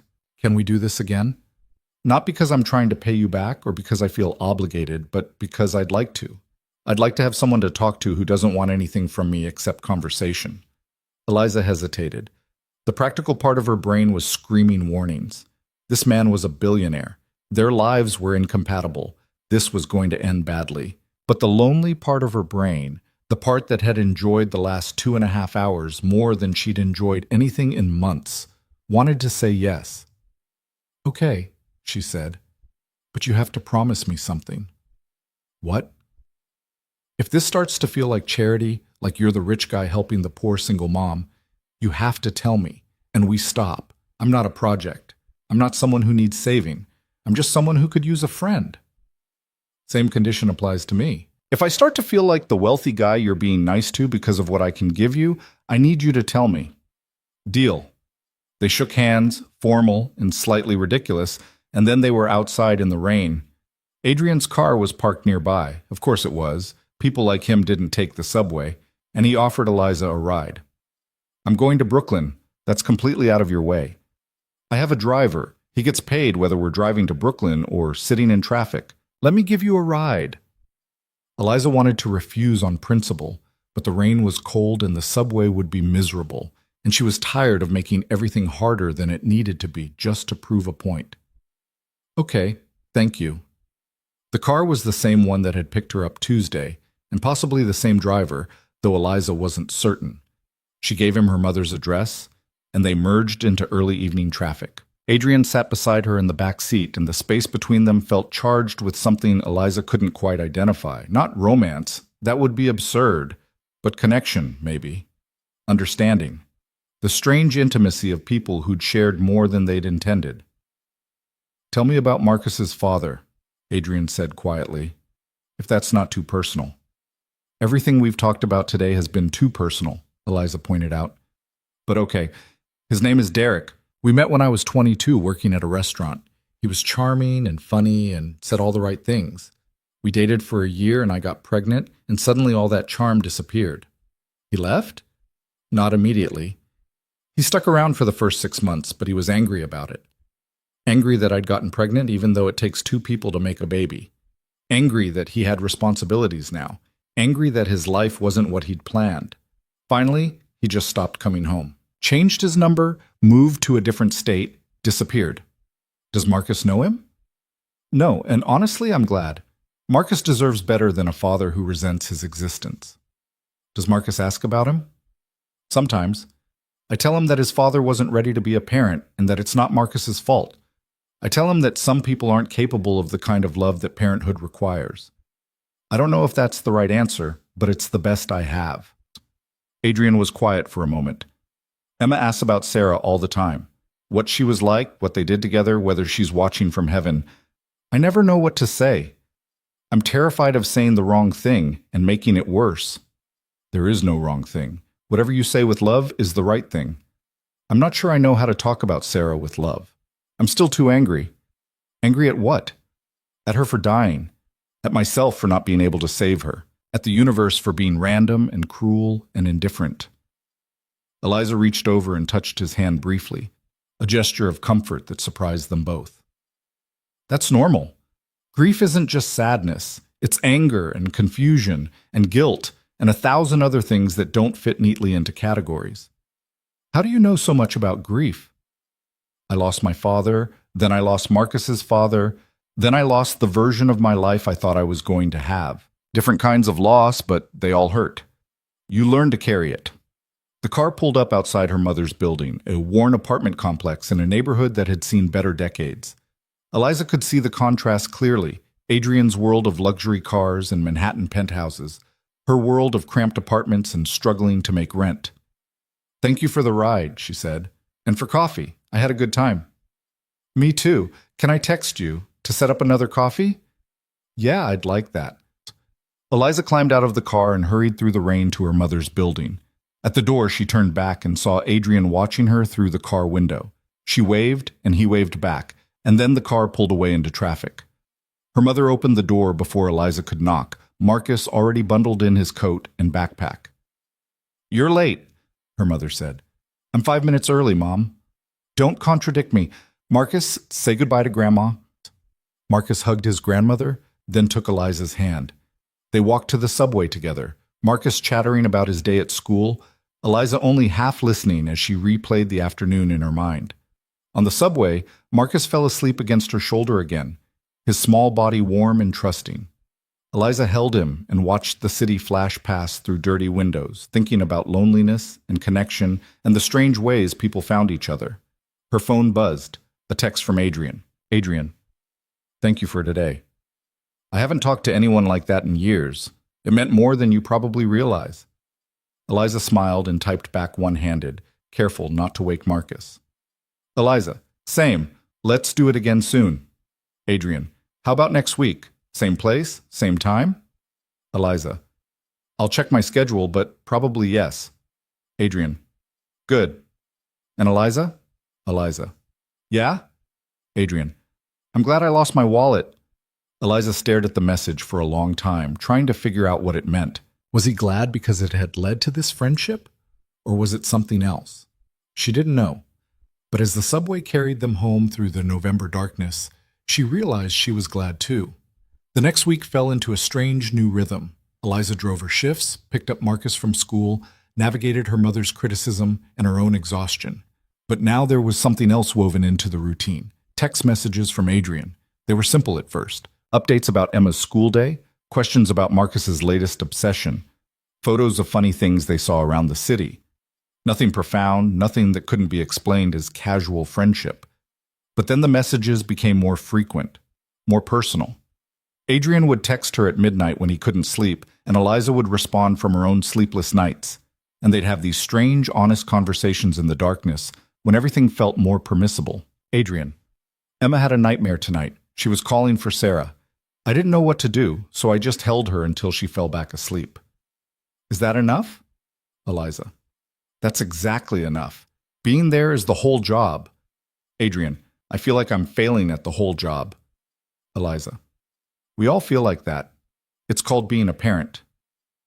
Thursday came again, and they met at the same cafe. This time, the conversation flowed even easier, like they'd known each other for years instead of 2 weeks. They talked about their childhoods, about the moments that had shaped them, about dreams they'd abandoned and dreams they still held secretly. "I think about teaching sometimes," Eliza admitted. "Like, maybe when Marcus is older, I could take night classes, get a degree, do the thing I always wanted to do." "Why wait?" "Money, time, reality. What if money wasn't an issue?" Eliza gave him a sharp look. "We talked about this. No charity." "I'm not talking about charity. I'm talking about investment. You're smart. You're capable. You'd make an excellent teacher. There are programs, scholarships, ways to make it work. If you wanted it badly enough, you could find a way." "That's easy to say when you've never had to choose between college classes and feeding your kid." Adrian flinched. "You're right. I'm sorry. I'm not trying to minimize your situation." "I know, but you have to understand that for people like me, dreams are luxuries. I can't afford luxuries." "What if you could, though? What would you do differently?" The question hung between them, challenging and uncomfortable. What would Eliza do if money wasn't a constant pressure? If she could actually choose her life instead of just surviving it? "I'd go back to school," she said slowly. "I'd get my teaching degree. I'd work somewhere that mattered, somewhere I could make a difference. I'd give Marcus a stable life with a mother who wasn't always exhausted and stressed. I'd stop living in survival mode and start actually living." That sounds like a good plan. It's not a plan. It's a fantasy. Why can't it be both? Eliza didn't have an answer for that. They sat in silence for a while, each lost in their own thoughts. "I told my board I'm taking a sabbatical," Adrian said finally. "What? When?" "Yesterday. 3 months, starting in January. I'm going to step back from the day-to-day operations and actually spend time with Emma. Take her to school in the mornings, pick her up in the afternoons, be present for once in my life." "Adrian, that's huge. It's terrifying. I don't know how to not work. Work is what I do. It's who I am. No, it's what you do. Who you are is Emma's father, and from what you've told me, she needs her father more than your company needs its CEO. Adrian smiled, but there was uncertainty in his eyes. What if I'm terrible at it? What if I take 3 months off and realize I have no idea how to connect with my own daughter? Then you'll learn. That's what parenting is. Learning on the job and hoping you don't screw up too badly. They talked for 3 more hours, the conversation ranging from serious to silly and back again. At some point, Adrian mentioned that Emma's 7th birthday was coming up in 2 weeks, and he had no idea how to plan a party. What is she like? Eliza asked. Animals? Reading? Drawing? She's obsessed with this book series about a girl who can talk to animals. So throw her an animal-themed party, hire a petting zoo, or take her to an aquarium or something. Is that what kids like?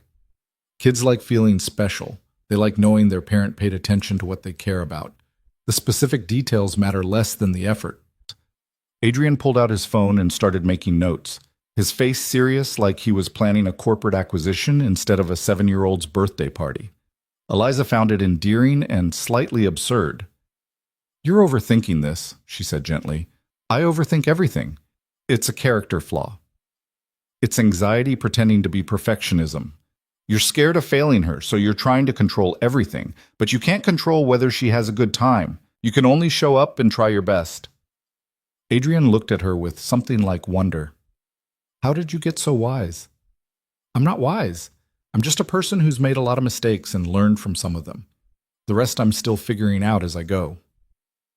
When they finally left the cafe, it was dark outside and the rain had started again, a light drizzle that made the city streets shimmer under the streetlights. Adrian's car was waiting, and this time Eliza didn't even pretend to refuse the ride.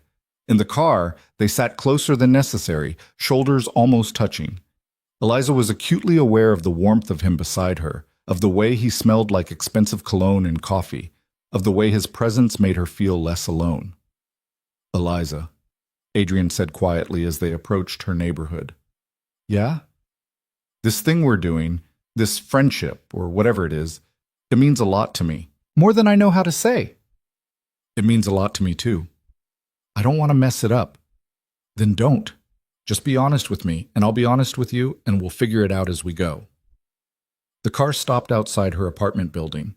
Eliza reached for the door handle, then paused. Come to Marcus's school concert, she said impulsively. Next Friday. It's this cheesy winter program where they sing songs about snowflakes and reindeer. But Marcus is really excited about it, and I think you'd enjoy seeing what normal parenting looks like. The messy, imperfect kind. Adrian looked surprised, then pleased. I'd love to. Text me the details? I will. Eliza climbed out of the car and watched it drive away, its taillights disappearing into the rainy night. Upstairs in her apartment, Marcus was already asleep. Her neighbor had been watching him, and Eliza sat alone in the darkness, trying to understand what was happening. She was developing feelings for Adrian Cole, not because he was rich, though that complicated things, but because he was kind and broken and trying to be better, because he listened to her like her words mattered, because when she was with him, she felt like the best version of herself instead of the struggling, exhausted version she usually inhabited. It was dangerous. It was probably foolish. Their lives were too different, their worlds too far apart. Whatever this was, it had an expiration date written all over it. But as Eliza finally crawled into bed, exhausted and confused and somehow hopeful, she couldn't bring herself to regret it. For the first time in years, she was looking forward to something beyond just making it through the day. And that had to count for something. Marcus's winter concert was scheduled for 7 p.m. on a Friday, which meant Eliza had to cut her shift short and lose an entire evening's worth of fares. She told herself it was worth it, that being present for her son mattered more than money, but the anxiety about her bank account gnawed at her anyway. She picked Marcus up from school at 3:30, and they went home to change. He was vibrating with excitement, chattering nonstop about the songs they'd learned, and how he had a solo, just 2 lines, but still, and how Mrs. Patterson said he had a very nice voice. Will Grandma be there? Marcus asked as Eliza helped him into his button-down shirt, the nice one she'd bought at a thrift store and carefully ironed that morning. Probably not, sweetie. She's not feeling well. This was only partially true. Eliza's mother had claimed a headache, But the real issue was that attending Marcus's school events meant sitting in uncomfortable auditorium chairs and pretending to enjoy children's performances. She told Eliza that she'd raised 5 children and attended enough school concerts to last a lifetime. "Oh," Marcus said, his face falling slightly. Then, with the resilience of children, he brightened. "But you'll be there, right?" "Absolutely. Front row if I can manage it. Can I invite someone else?" Eliza paused in the middle of fixing his collar. "Who did you want to invite?" "That man. The one you went to have coffee with." Eliza's stomach dropped. "How do you know about that?" "Grandma told me. She said you were having coffee with a rich man and I should ask you about it." Of course, her mother had said something. Eliza made a mental note to have a very direct conversation about boundaries the next time she saw her. "His name is Adrian," Eliza said carefully, "and he's a friend. Just a friend." "Can friends come to concerts?" "Usually yes, but I don't know if Adrian can make it tonight. He's very busy." "Did you ask him?" Eliza had asked him. And Adrian had said yes without hesitation, had even seemed excited about it. But now, looking at Marcus's hopeful face, Eliza felt a flutter of anxiety. What was she doing, bringing a billionaire to her son's school concert? What message was that sending to Marcus, to herself, to whatever this thing with Adrian was becoming? "I did ask him," Eliza admitted, "and he said he'd try to come, but sometimes adults can't keep their promises even when they want to." "Like Daddy?" The question hit Eliza like a punch to the chest. Marcus rarely asked about his father anymore, and when he did, it was usually in this same casual tone, like he was asking about the weather. "No, baby, not like your daddy. Adrian is different. If he says he'll try to come, he means it. Your daddy never really tried." Marcus absorbed this with the seriousness of a child trying to understand adult failures. Then he said, "Okay, I hope he comes. I want someone else to hear my solo." They arrived at the school at 6:30, early enough to get good seats. The auditorium was already filling with parents and grandparents and siblings, all of them clutching programs and phones ready to record every moment. Eliza found a seat in the 3rd row and saved the one next to her with her coat, hoping she wasn't being presumptuous. By 6:50, there was still no sign of Adrian. Eliza told herself she wasn't disappointed, that she'd known this might happen, that a man like Adrian Cole had 1,000 obligations more important than an elementary school concert. But she was disappointed. And worse, she was worried about explaining it to Marcus, who kept peeking out from behind the curtain on stage, scanning the audience with obvious purpose. At 6:58, just as Eliza was about to move her coat and let the woman next to her have the seat, Adrian Cole walked through the auditorium doors. He was wearing a suit. He'd probably come straight from work, but he'd loosened his tie and he looked slightly breathless, like he'd been running. His eyes scanned the crowd until they found Eliza, and then his whole face lit up with relief. He made his way down the aisle, apologizing to the people he had to squeeze past, and slid into the seat next to Eliza just as the lights began to dim. "I'm sorry I'm late," he whispered. "Board meeting ran over. I left before it finished." "You didn't have to do that." "Yes, I did. I promised Marcus I'd be here." Eliza stared at him. "You've never even met Marcus." "I know, but you said he was excited about his solo, and I wanted to hear it. Is that weird?" Before Eliza could answer, the principal walked onto the stage and welcomed everyone to the winter concert. The curtain rose, revealing 30 second graders arranged in awkward rows, all of them dressed in their best clothes and looking simultaneously excited and terrified. Marcus was in the 2nd row, and when he spotted Adrian sitting next to Eliza, his face broke into the biggest smile Eliza had ever seen. He waved, actually waved in the middle of the performance, and Adrian waved back, completely unself-conscious. The concert was exactly what elementary school concerts always were. Slightly off-key singing, forgotten lyrics, a few kids picking their noses while others stared blankly at the ceiling. But when Marcus stepped forward for his 2-line solo, his voice clear and proud as he sang about snowflakes falling softly, Eliza felt tears prick at her eyes. She glanced at Adrian and found him watching Marcus with complete focus, a small smile on his face. When Marcus finished and stepped back into the group, Adrian applauded louder than anyone else in the auditorium. After the concert, parents crowded the hallway outside the auditorium, waiting for their children to emerge from backstage. Eliza stood slightly apart from the other families, aware of how she didn't quite fit. Her coat was older, her clothes less expensive, her presence somehow more solitary even in a crowd. Adrian stood next to her, and suddenly Eliza became acutely aware of the looks they were getting. Some curious, some judgmental, some speculative. A man in an expensive suit standing next to a woman in a thrift store jacket. The math wasn't hard to do, and Eliza could practically hear the whispered assumptions. "You okay?" Adrian asked quietly. "People are staring. Let them stare." "Easy for you to say. You don't have to live with their judgment." Before Adrian could respond, Marcus burst through the doors, still wearing his concert clothes, his face flushed with excitement. He ran straight to Eliza and threw his arms around her waist.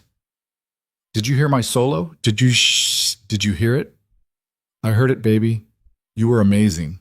Marcus pulled back and looked up at Adrian with open curiosity. "You came." "I did. And your solo was the best part of the whole concert." "Really? Really? You have a great voice."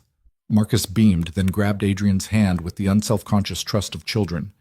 "Do you want to see my classroom? We made snowflakes, and I made the biggest one, and Mrs. Patterson put it right in the middle of the window."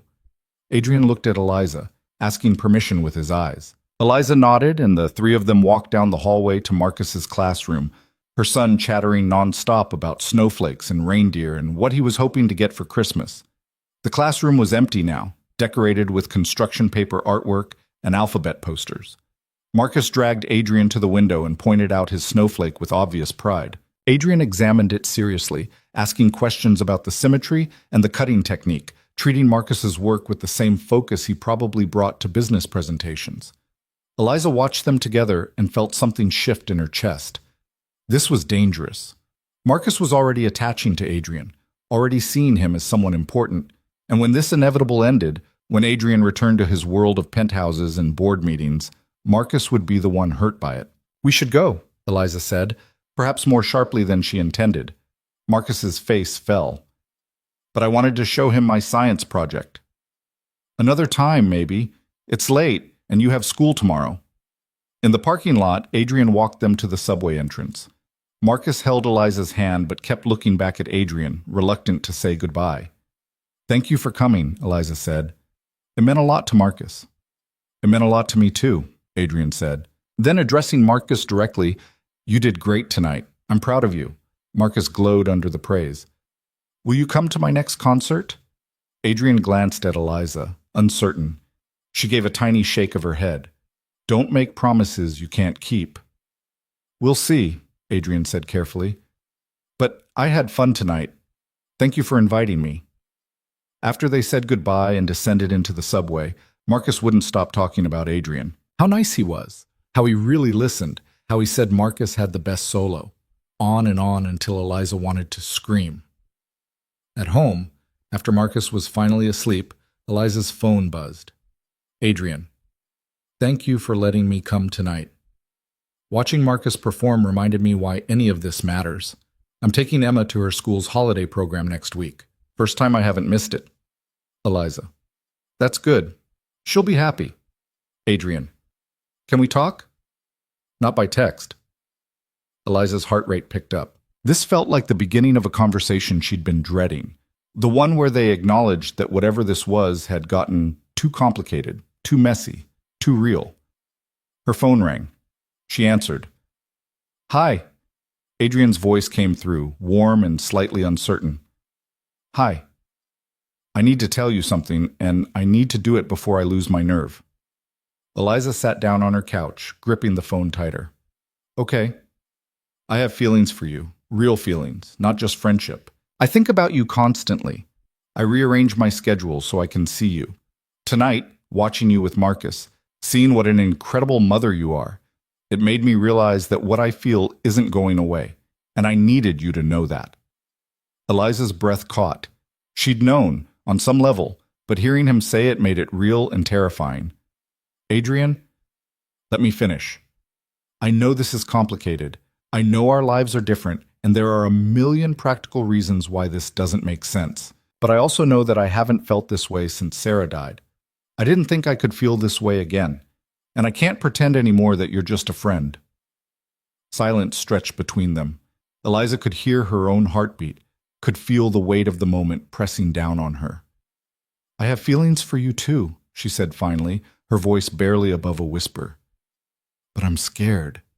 Of what? Of everything. Of getting hurt. Of Marcus getting hurt. Of the fact that you're a billionaire and I drive a taxi and those worlds don't mix. Of people judging us and judging Marcus and making assumptions about why we're together. I don't care what people think. You can afford not to care. I can't. I have to live in the real world where single mothers who get involved with wealthy men are assumed to be gold diggers, where my son would be seen as leverage or baggage instead of the amazing kid he is. Adrian was quiet for a moment. You're right. I'm sorry. I wasn't thinking about how this would affect you and Marcus. It's not just that, Eliza continued, the words spilling out now. What happens when you get tired of playing at normal life? When you realize that dating a taxi driver with a kid in a complicated family situation isn't the romantic adventure you thought it would be. When you go back to your world and we're left in ours, except now Marcus has lost another father figure? I wouldn't do that to him. Or to you. You don't know that. You can't promise that. No, I can't promise the future, but I can promise to be honest, to be present, to try my best. Isn't that all any of us can do? Eliza wanted to believe him. She wanted it so badly it physically hurt. But belief required trust, and trust required letting go of the protective walls she'd built around herself and Marcus. I need time, she said, to think about this, to figure out what it would mean. Take all the time you need. I'm not going anywhere. After they hung up, Eliza sat in the darkness of her apartment for a long time. Outside, the city hummed with its constant energy, sirens and car horns and voices, the soundtrack of millions of lives unfolding simultaneously. She thought about Adrian's confession, about her own feelings, about the impossible situation they'd stumbled into. She thought about Marcus's face when Adrian had shown up at the concert, about the way her son had held Adrian's hand so trustingly. She thought about Derek, Marcus's father, and the promises he'd made and broken, about her own father, who'd left when she was 10 with similar promises about coming back, about every man who'd ever claimed to care and then disappeared when things got hard. But Adrian wasn't those men. She knew that intellectually. He'd already proven himself in small ways, showing up when he said he would, listening when she talked, respecting her boundaries even when it was inconvenient. Still, knowing something intellectually and trusting it emotionally were two different things. The next few days were strange. Eliza and Adrian texted, but carefully, both of them dancing around the confession that now hung between them.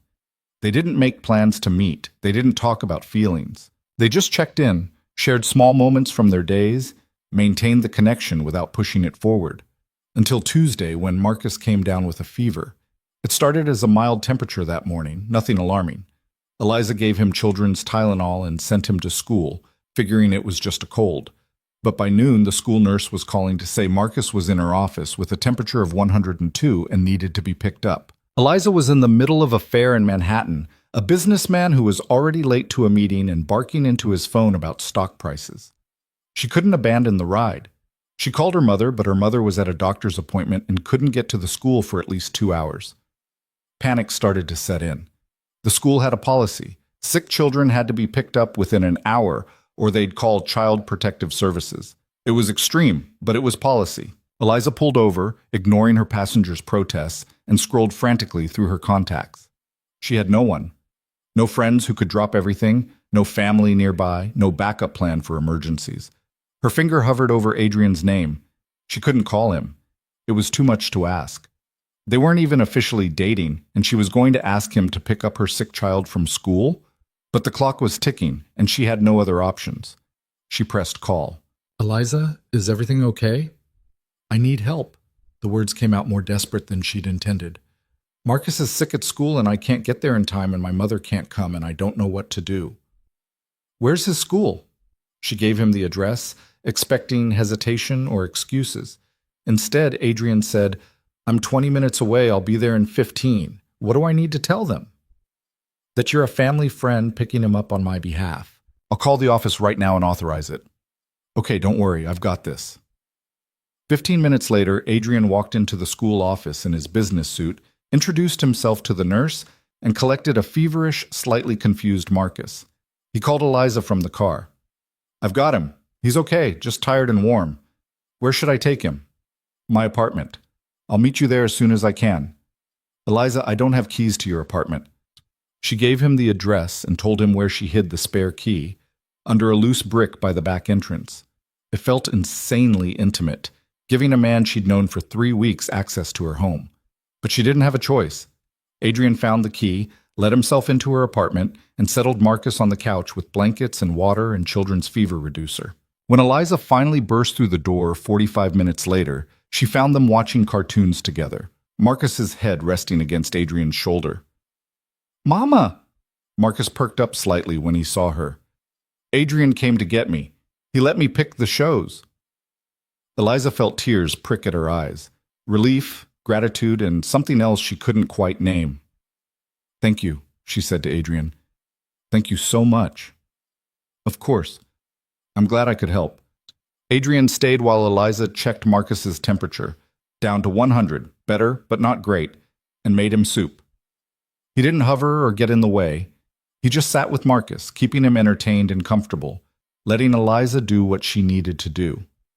At some point, Marcus fell asleep on the couch, and Eliza and Adrian moved to the kitchen table, speaking in low voices. "I'm sorry for calling you like that," Eliza said. "I didn't know what else to do." "Don't apologize. I'm glad you called me. I want to be someone you can call when things get hard." "This is exactly what I was afraid of," Eliza said quietly. "Marcus getting attached, you becoming someone important in his life. What happens if this doesn't work out?" Adrian reached across the table and took her hand. "Then we handle it carefully and honestly, the same way we'd handle anything else. But Eliza, I'm not going anywhere. I meant what I said on the phone. I have real feelings for you, and I'm willing to navigate whatever complications come with that. Even a sick 6-year-old and a mother-in-law who hates you and a life that's nothing like yours? Especially all of that, because that's real life, and I've spent 3 years hiding from real life. You're bringing me back to it, and I don't want to lose that." Eliza looked at their hands, at the way his fingers were wrapped around hers. She thought about trust and risk, and the courage it took to let someone in. She thought about Marcus, sleeping peacefully on the couch because he trusted that the adults in his life would take care of him. Maybe it was time to trust someone too.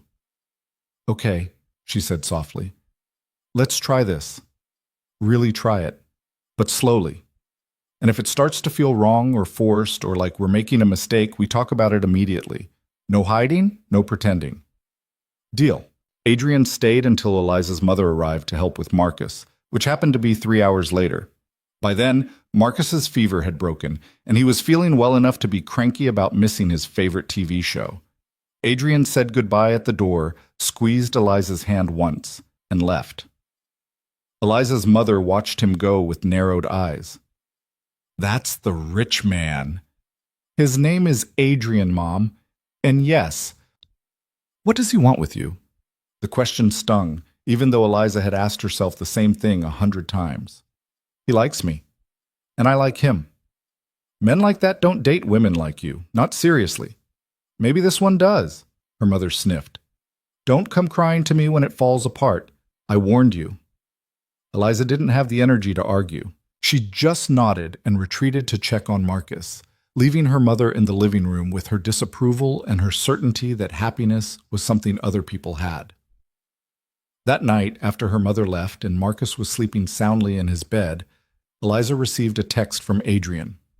"Adrian, Emma's birthday party is this Saturday. I'm completely lost on the planning. Would you be willing to help? You seem to understand kids better than I do." Eliza smiled. "Eliza, are you asking me on a date to plan a 7-year-old's birthday party?" Adrian, "Is that weird?" Eliza, "It's perfect. When and where?" Adrian, "My place, tomorrow after you finish your shift. I'll order food and we can brainstorm, and you can meet Emma." Meeting Emma. That felt significant, like crossing a threshold they couldn't uncross. But they were trying this, really trying it, and that meant stepping into each other's worlds. Eliza, "Okay, text me the address." The address he sent was in the kind of building Eliza had only ever seen from the outside. The kind with a doorman and a lobby that looked like a hotel and elevators that probably cost more than her entire apartment. But she'd committed to trying, so Thursday evening she put on her better jeans and her cleanest sweater and took the subway to Manhattan. The doorman looked at her with barely concealed skepticism, But when she gave Adrian's name, he called up and then waved her toward the elevators with reluctant courtesy. Adrian's apartment was on the 32nd floor. When the elevator doors opened directly into his foyer, because of course his elevator opened directly into his apartment, Eliza stood frozen for a moment, taking it all in. Floor-to-ceiling windows with views of the city that belonged on postcards, hardwood floors that gleamed, artwork on the walls that looked expensive and important, furniture that was modern and minimalist and probably cost more than Eliza made in a year. And standing in the middle of it all was a small girl with dark hair and serious brown eyes, wearing pajamas with cats on them. "You must be Eliza," Emma said with the formal politeness of a child who'd been coached on manners. "My daddy says you're his friend." "I am," Eliza said, crouching down to Emma's level. "And you must be Emma. Your dad talks about you all the time." "Does he?" Emma looked surprised. "All the time. He told me you want to be a veterinarian princess." Emma giggled, and just like that, the formality broke. "That's because animals need saving, but they also need pretty dresses." "That makes perfect sense to me." Adrian appeared from somewhere deeper in the apartment, wearing jeans and a sweater instead of his usual suit. He looked younger, more relaxed, more real. "You made it," he said, relief evident in his voice. "I did. Your building is intimidating, by the way." "I know. I'm sorry. I forget what it looks like to people who don't live here."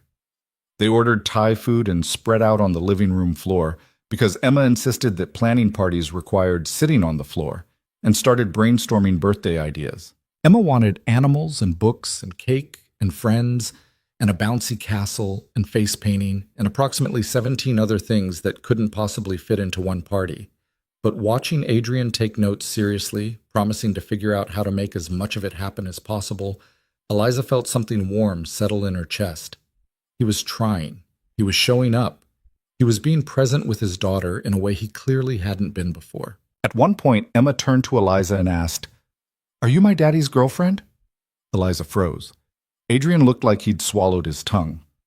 The question hung in the air, impossibly direct in the way only children could be. "We're friends," Eliza said carefully. "But maybe someday we'll be more than that.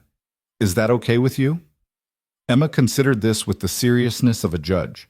"Will you be nice to him? His last girlfriend wasn't nice." "Emma," Adrian started, but Emma talked over him. "She only came over twice, and she looked at everything like it wasn't good enough, and she made Daddy sad." Eliza's heart ached for both of them. "I promise to be nice to your daddy. And to you. If that ever changes, you can tell me and I'll leave." "Okay. I like you better already." Later, after Emma had gone to bed and Adrian and Eliza were cleaning up the remnants of party planning, Adrian apologized. "I'm sorry about Emma asking if you were my girlfriend. I haven't talked to her about us yet because I wasn't sure what to say." "It's okay. She's perceptive. Kids usually are." "What she said about my ex-girlfriend, that was Charlotte.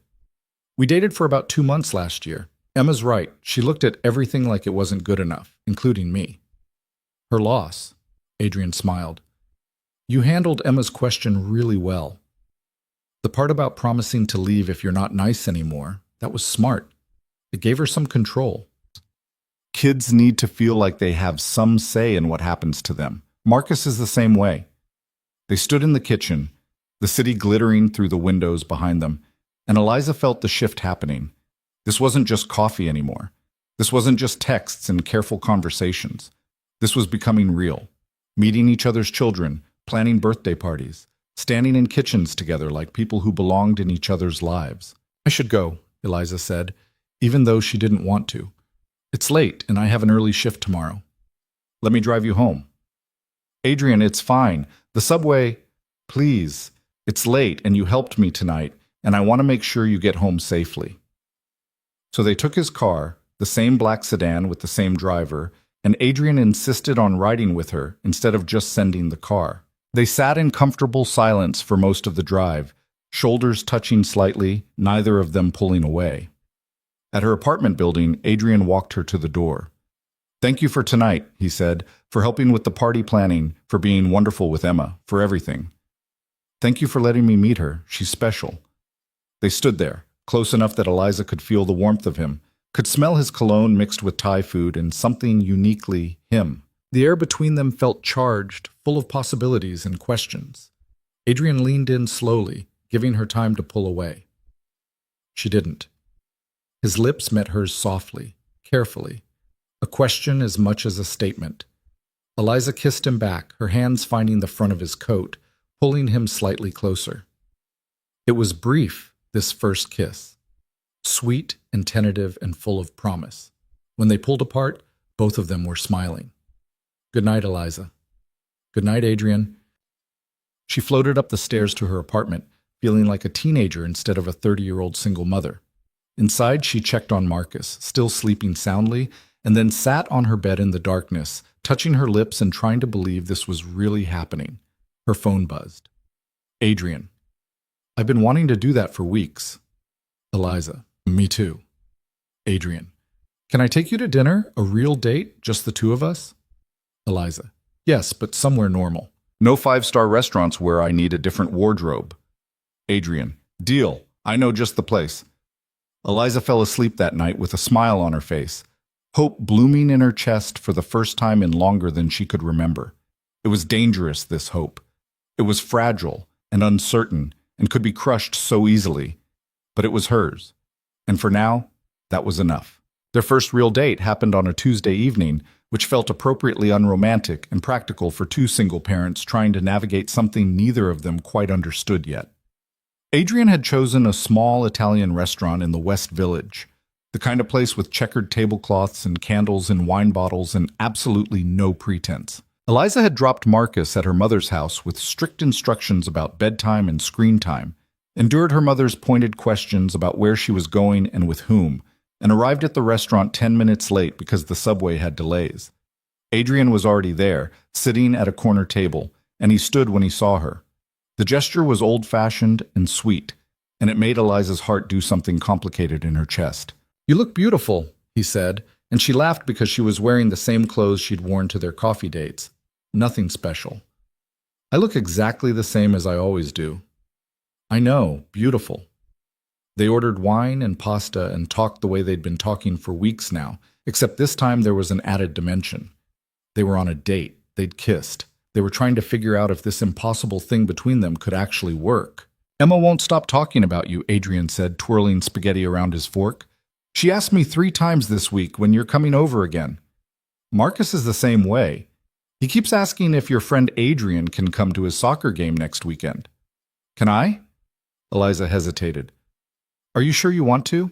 6-year-old soccer is basically chaos with a ball. Nobody knows the rules, half the kids are picking flowers in the outfield, and the parents take it way too seriously." "I'd love to come. I want to be part of Marcus's life if you'll let me." The sincerity in his voice made Eliza's throat tight. "Okay, but I'm warning you, I'm one of those parents who yells encouragement even when the kids are running the wrong direction." "I wouldn't expect anything less."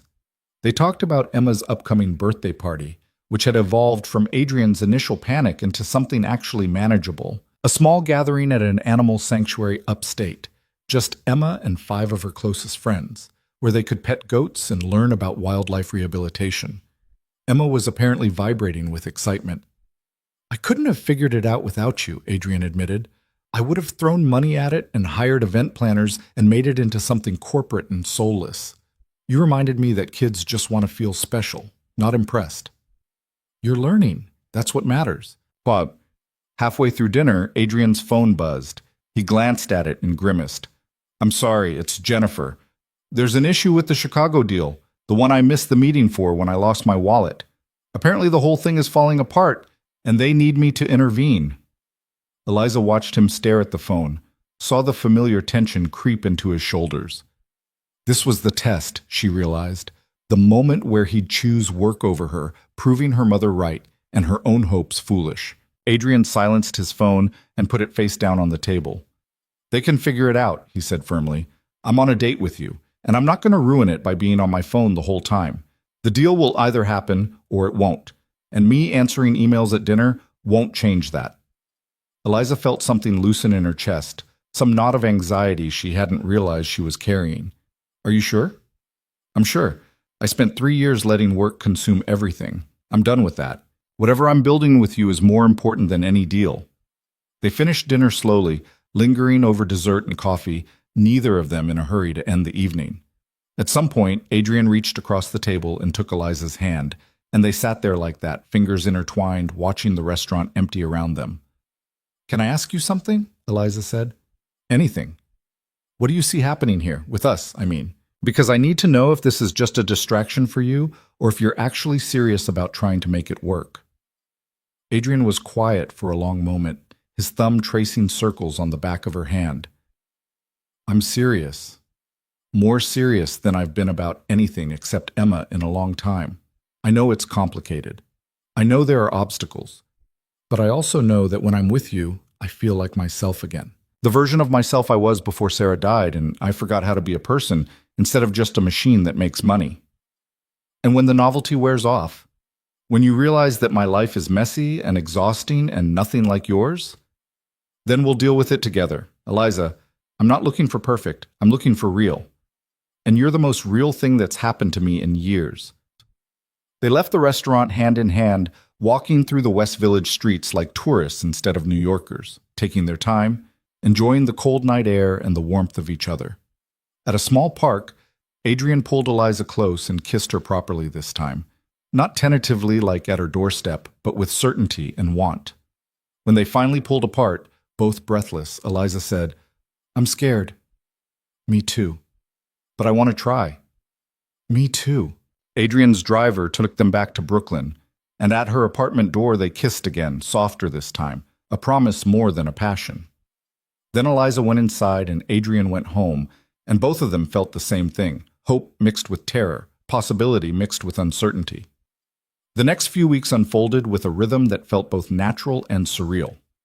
Adrian came to Marcus's soccer game and cheered loudly, making Marcus beam with pride. Eliza helped finalize plans for Emma's birthday party and was invited to attend, where she watched Adrian be fully present with his daughter in a way he clearly hadn't been before.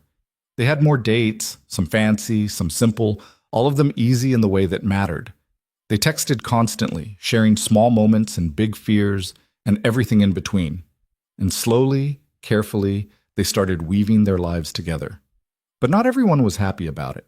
Eliza's mother made her disapproval crystal clear every chance she got. "He's going to break your heart," she said repeatedly. "Men like that don't end up with women like us. You're setting yourself up for failure, and worse, you're setting Marcus up to lose another father figure." The words stung because they echoed Eliza's own fears. But Adrian kept showing up, kept being present, kept proving through actions that he meant what he said. The real crisis came in mid-December, 3 weeks before Christmas. Eliza's car, the taxi she drove, broke down completely. Not a small fix, but catastrophic engine failure that would cost thousands to repair. The taxi company offered her a different car, but the daily rental fee would eat into her already slim profits. She was looking at weeks, maybe months, of barely breaking even. She sat in her apartment after getting the news, staring at repair estimates she couldn't afford, trying to figure out how to make the math work. The check Adrian had given her was long gone, spent on rent and Marcus's winter clothes and the million small expenses that came with single parenthood. Her phone rang. "Adrian." "Hey," she answered, trying to sound normal. "What's wrong?" "Nothing. I'm fine." "Eliza, I can hear it in your voice. What happened?" She told him about the car, about the repair costs, about the impossible situation she was facing. As she talked, she could hear herself getting emotional, her voice cracking with frustration and exhaustion. "I can help," Adrian said immediately. "I can cover the repairs or buy you a new car or—" "No." The word came out sharper than Eliza intended. "I can't let you do that." "Why not?" "Because then everyone will be right. My mother, the other parents at Marcus's school. Everyone who looks at us and assumes I'm with you for your money. If you start paying for things, that's what this becomes. That's not what this is, and you know it. But nobody else knows it. And more importantly, I need to know I can handle my own problems. I need to not be someone who needs rescuing." Adrian was silent for a moment. "What if I need you to let me help?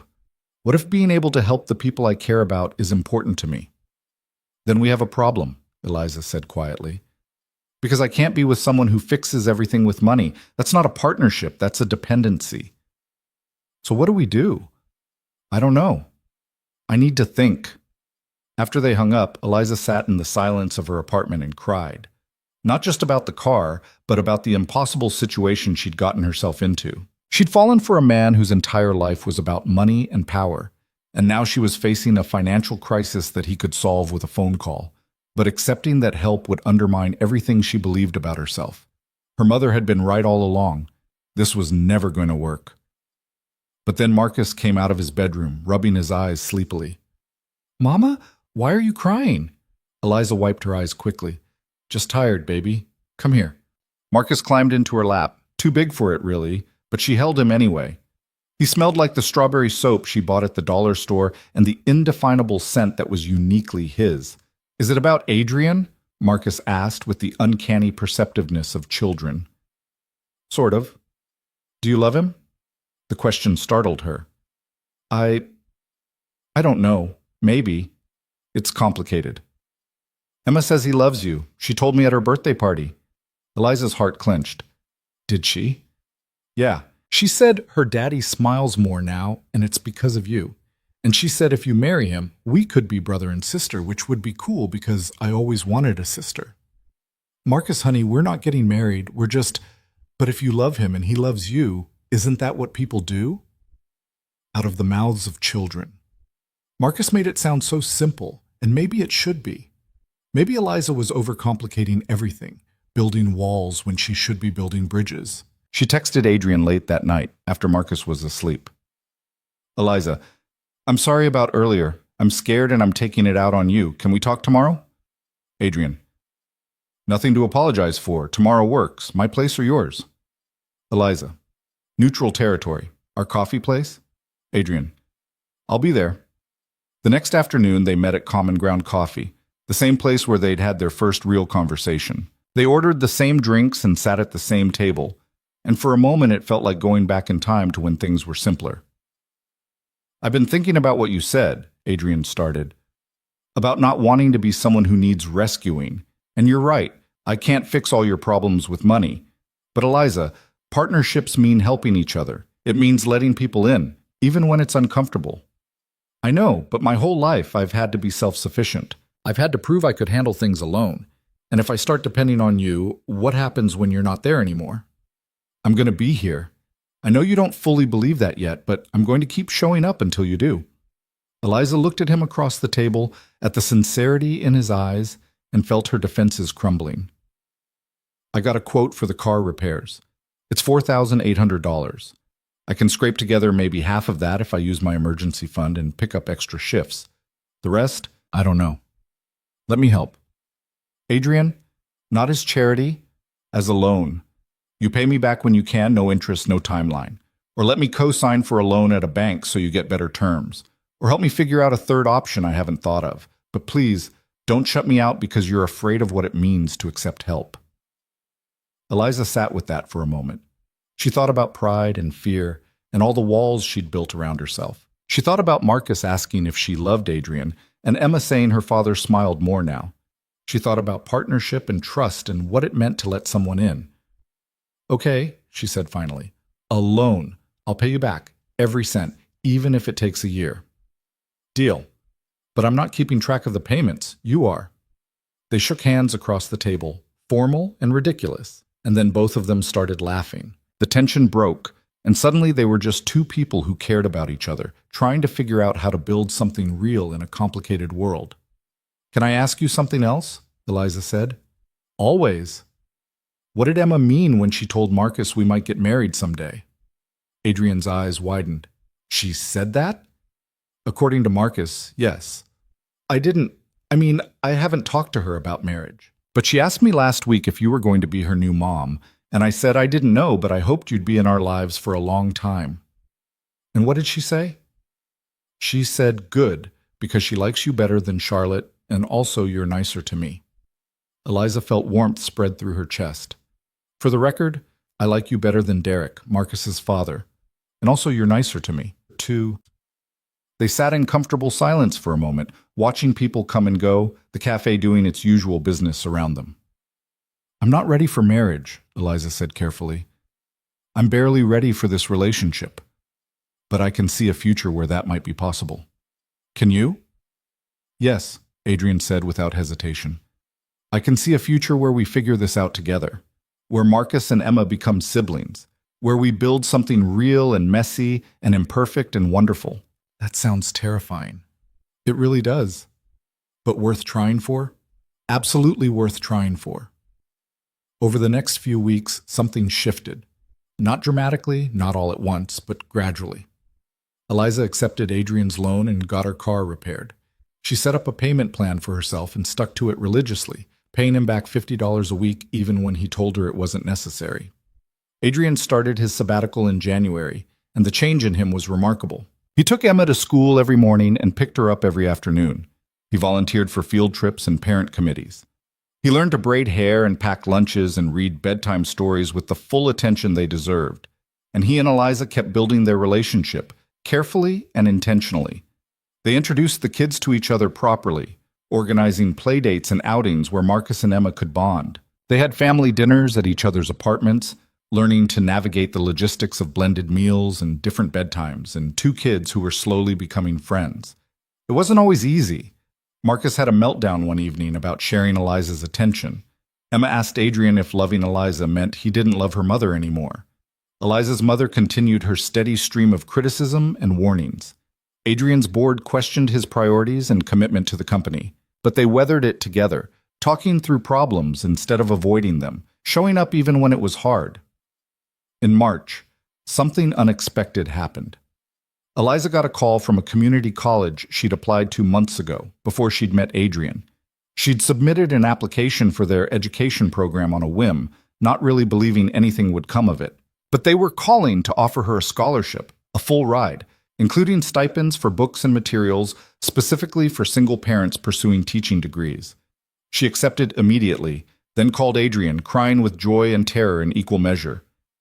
"This is incredible," he said. "I'm so proud of you."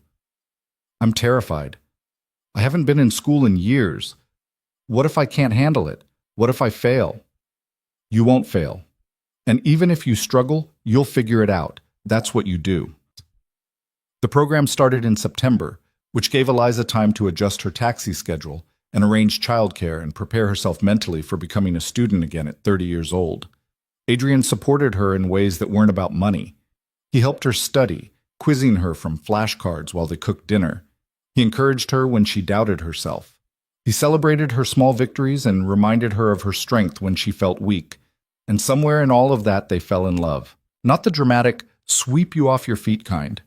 The quiet, steady kind. The kind built on showing up and being present and choosing each other day after day. On a warm evening in late May, 6 months after Adrian had first lost his wallet, they took Marcus and Emma to a small park in Brooklyn. The kids ran ahead, chasing each other and laughing, while Eliza and Adrian walked hand in hand behind them. "This feels like a date," Eliza said, smiling at the memory of her joke in the airport cafe.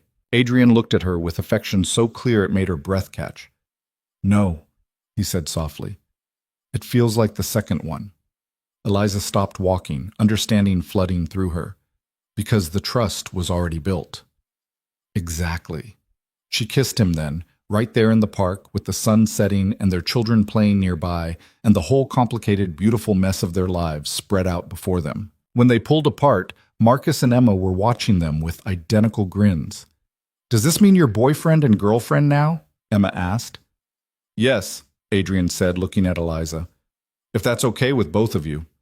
Marcus and Emma looked at each other, seemed to have some silent communication, then nodded in unison. "Okay," Marcus said. "But can we get ice cream now?" They got ice cream, and they walked home through the Brooklyn streets as the day faded into evening. Adrian held Eliza's hand while Marcus and Emma raced ahead, their laughter echoing off the brownstones. Later, after the kids were asleep and Eliza and Adrian sat on her worn couch in her tiny apartment that was nothing like his penthouse, Adrian said, "Thank you." "For what?" "For finding my wallet, for returning it, for being honest and kind and real, for giving me a reason to stop running from my own life." "Thank you for missing your flight," Eliza said, "for choosing to wait, for showing me that not all men disappear when things get complicated." They sat in comfortable silence, and Eliza thought about the strange journey that had brought them here. A lost wallet, a choice at an airport, One small act of integrity that had somehow changed both their lives. She thought about her mother's warnings and her own fears and all the reasons this shouldn't have worked. But it was working. Not perfectly, not without effort, but it was working. Because they'd both learned something important in the months since that November morning at JFK Control was an illusion. Money couldn't fix everything. And sometimes the most valuable things in life were the ones you couldn't plan for or control or purchase. Sometimes they just showed up at your door, holding a wallet you'd lost, asking nothing in return except to be seen and heard and valued. And if you were lucky, if you were really, truly lucky, you recognized the gift for what it was. Eliza's phone buzzed with a text from her mother, probably some new criticism or warning. She ignored it and turned to Adrian instead. "I love you," she said. Simple words, but they felt monumental. Adrian's face broke into a smile that reached his eyes. "I love you too." No grand ending, no dramatic resolution, just two people who'd found each other in the most unlikely way, choosing to build something real in a world that rarely made it easy. Just two parents doing their best, two people learning to trust, two souls learning that being broken wasn't the same as being beyond repair, and two children sleeping peacefully in separate apartments who were slowly learning what it looked like when adults chose love over fear, presence over perfection, connection over control. Outside, the city hummed with its endless energy. Millions of lives unfolding simultaneously, each one a story, each one carrying moments of loss and found things and choices that rippled outward in ways no one could predict. Somewhere in the vastness of New York, a taxi driver was picking up a fare. A businessman was missing a flight. A child was falling asleep wondering about tomorrow. And in a small apartment in Brooklyn, two people sat together in the darkness, holding hands, building a future one honest moment at a time. It wasn't the life Eliza had planned. It wasn't the life Adrian had expected. But it was theirs. And it was enough. More than enough. It was everything.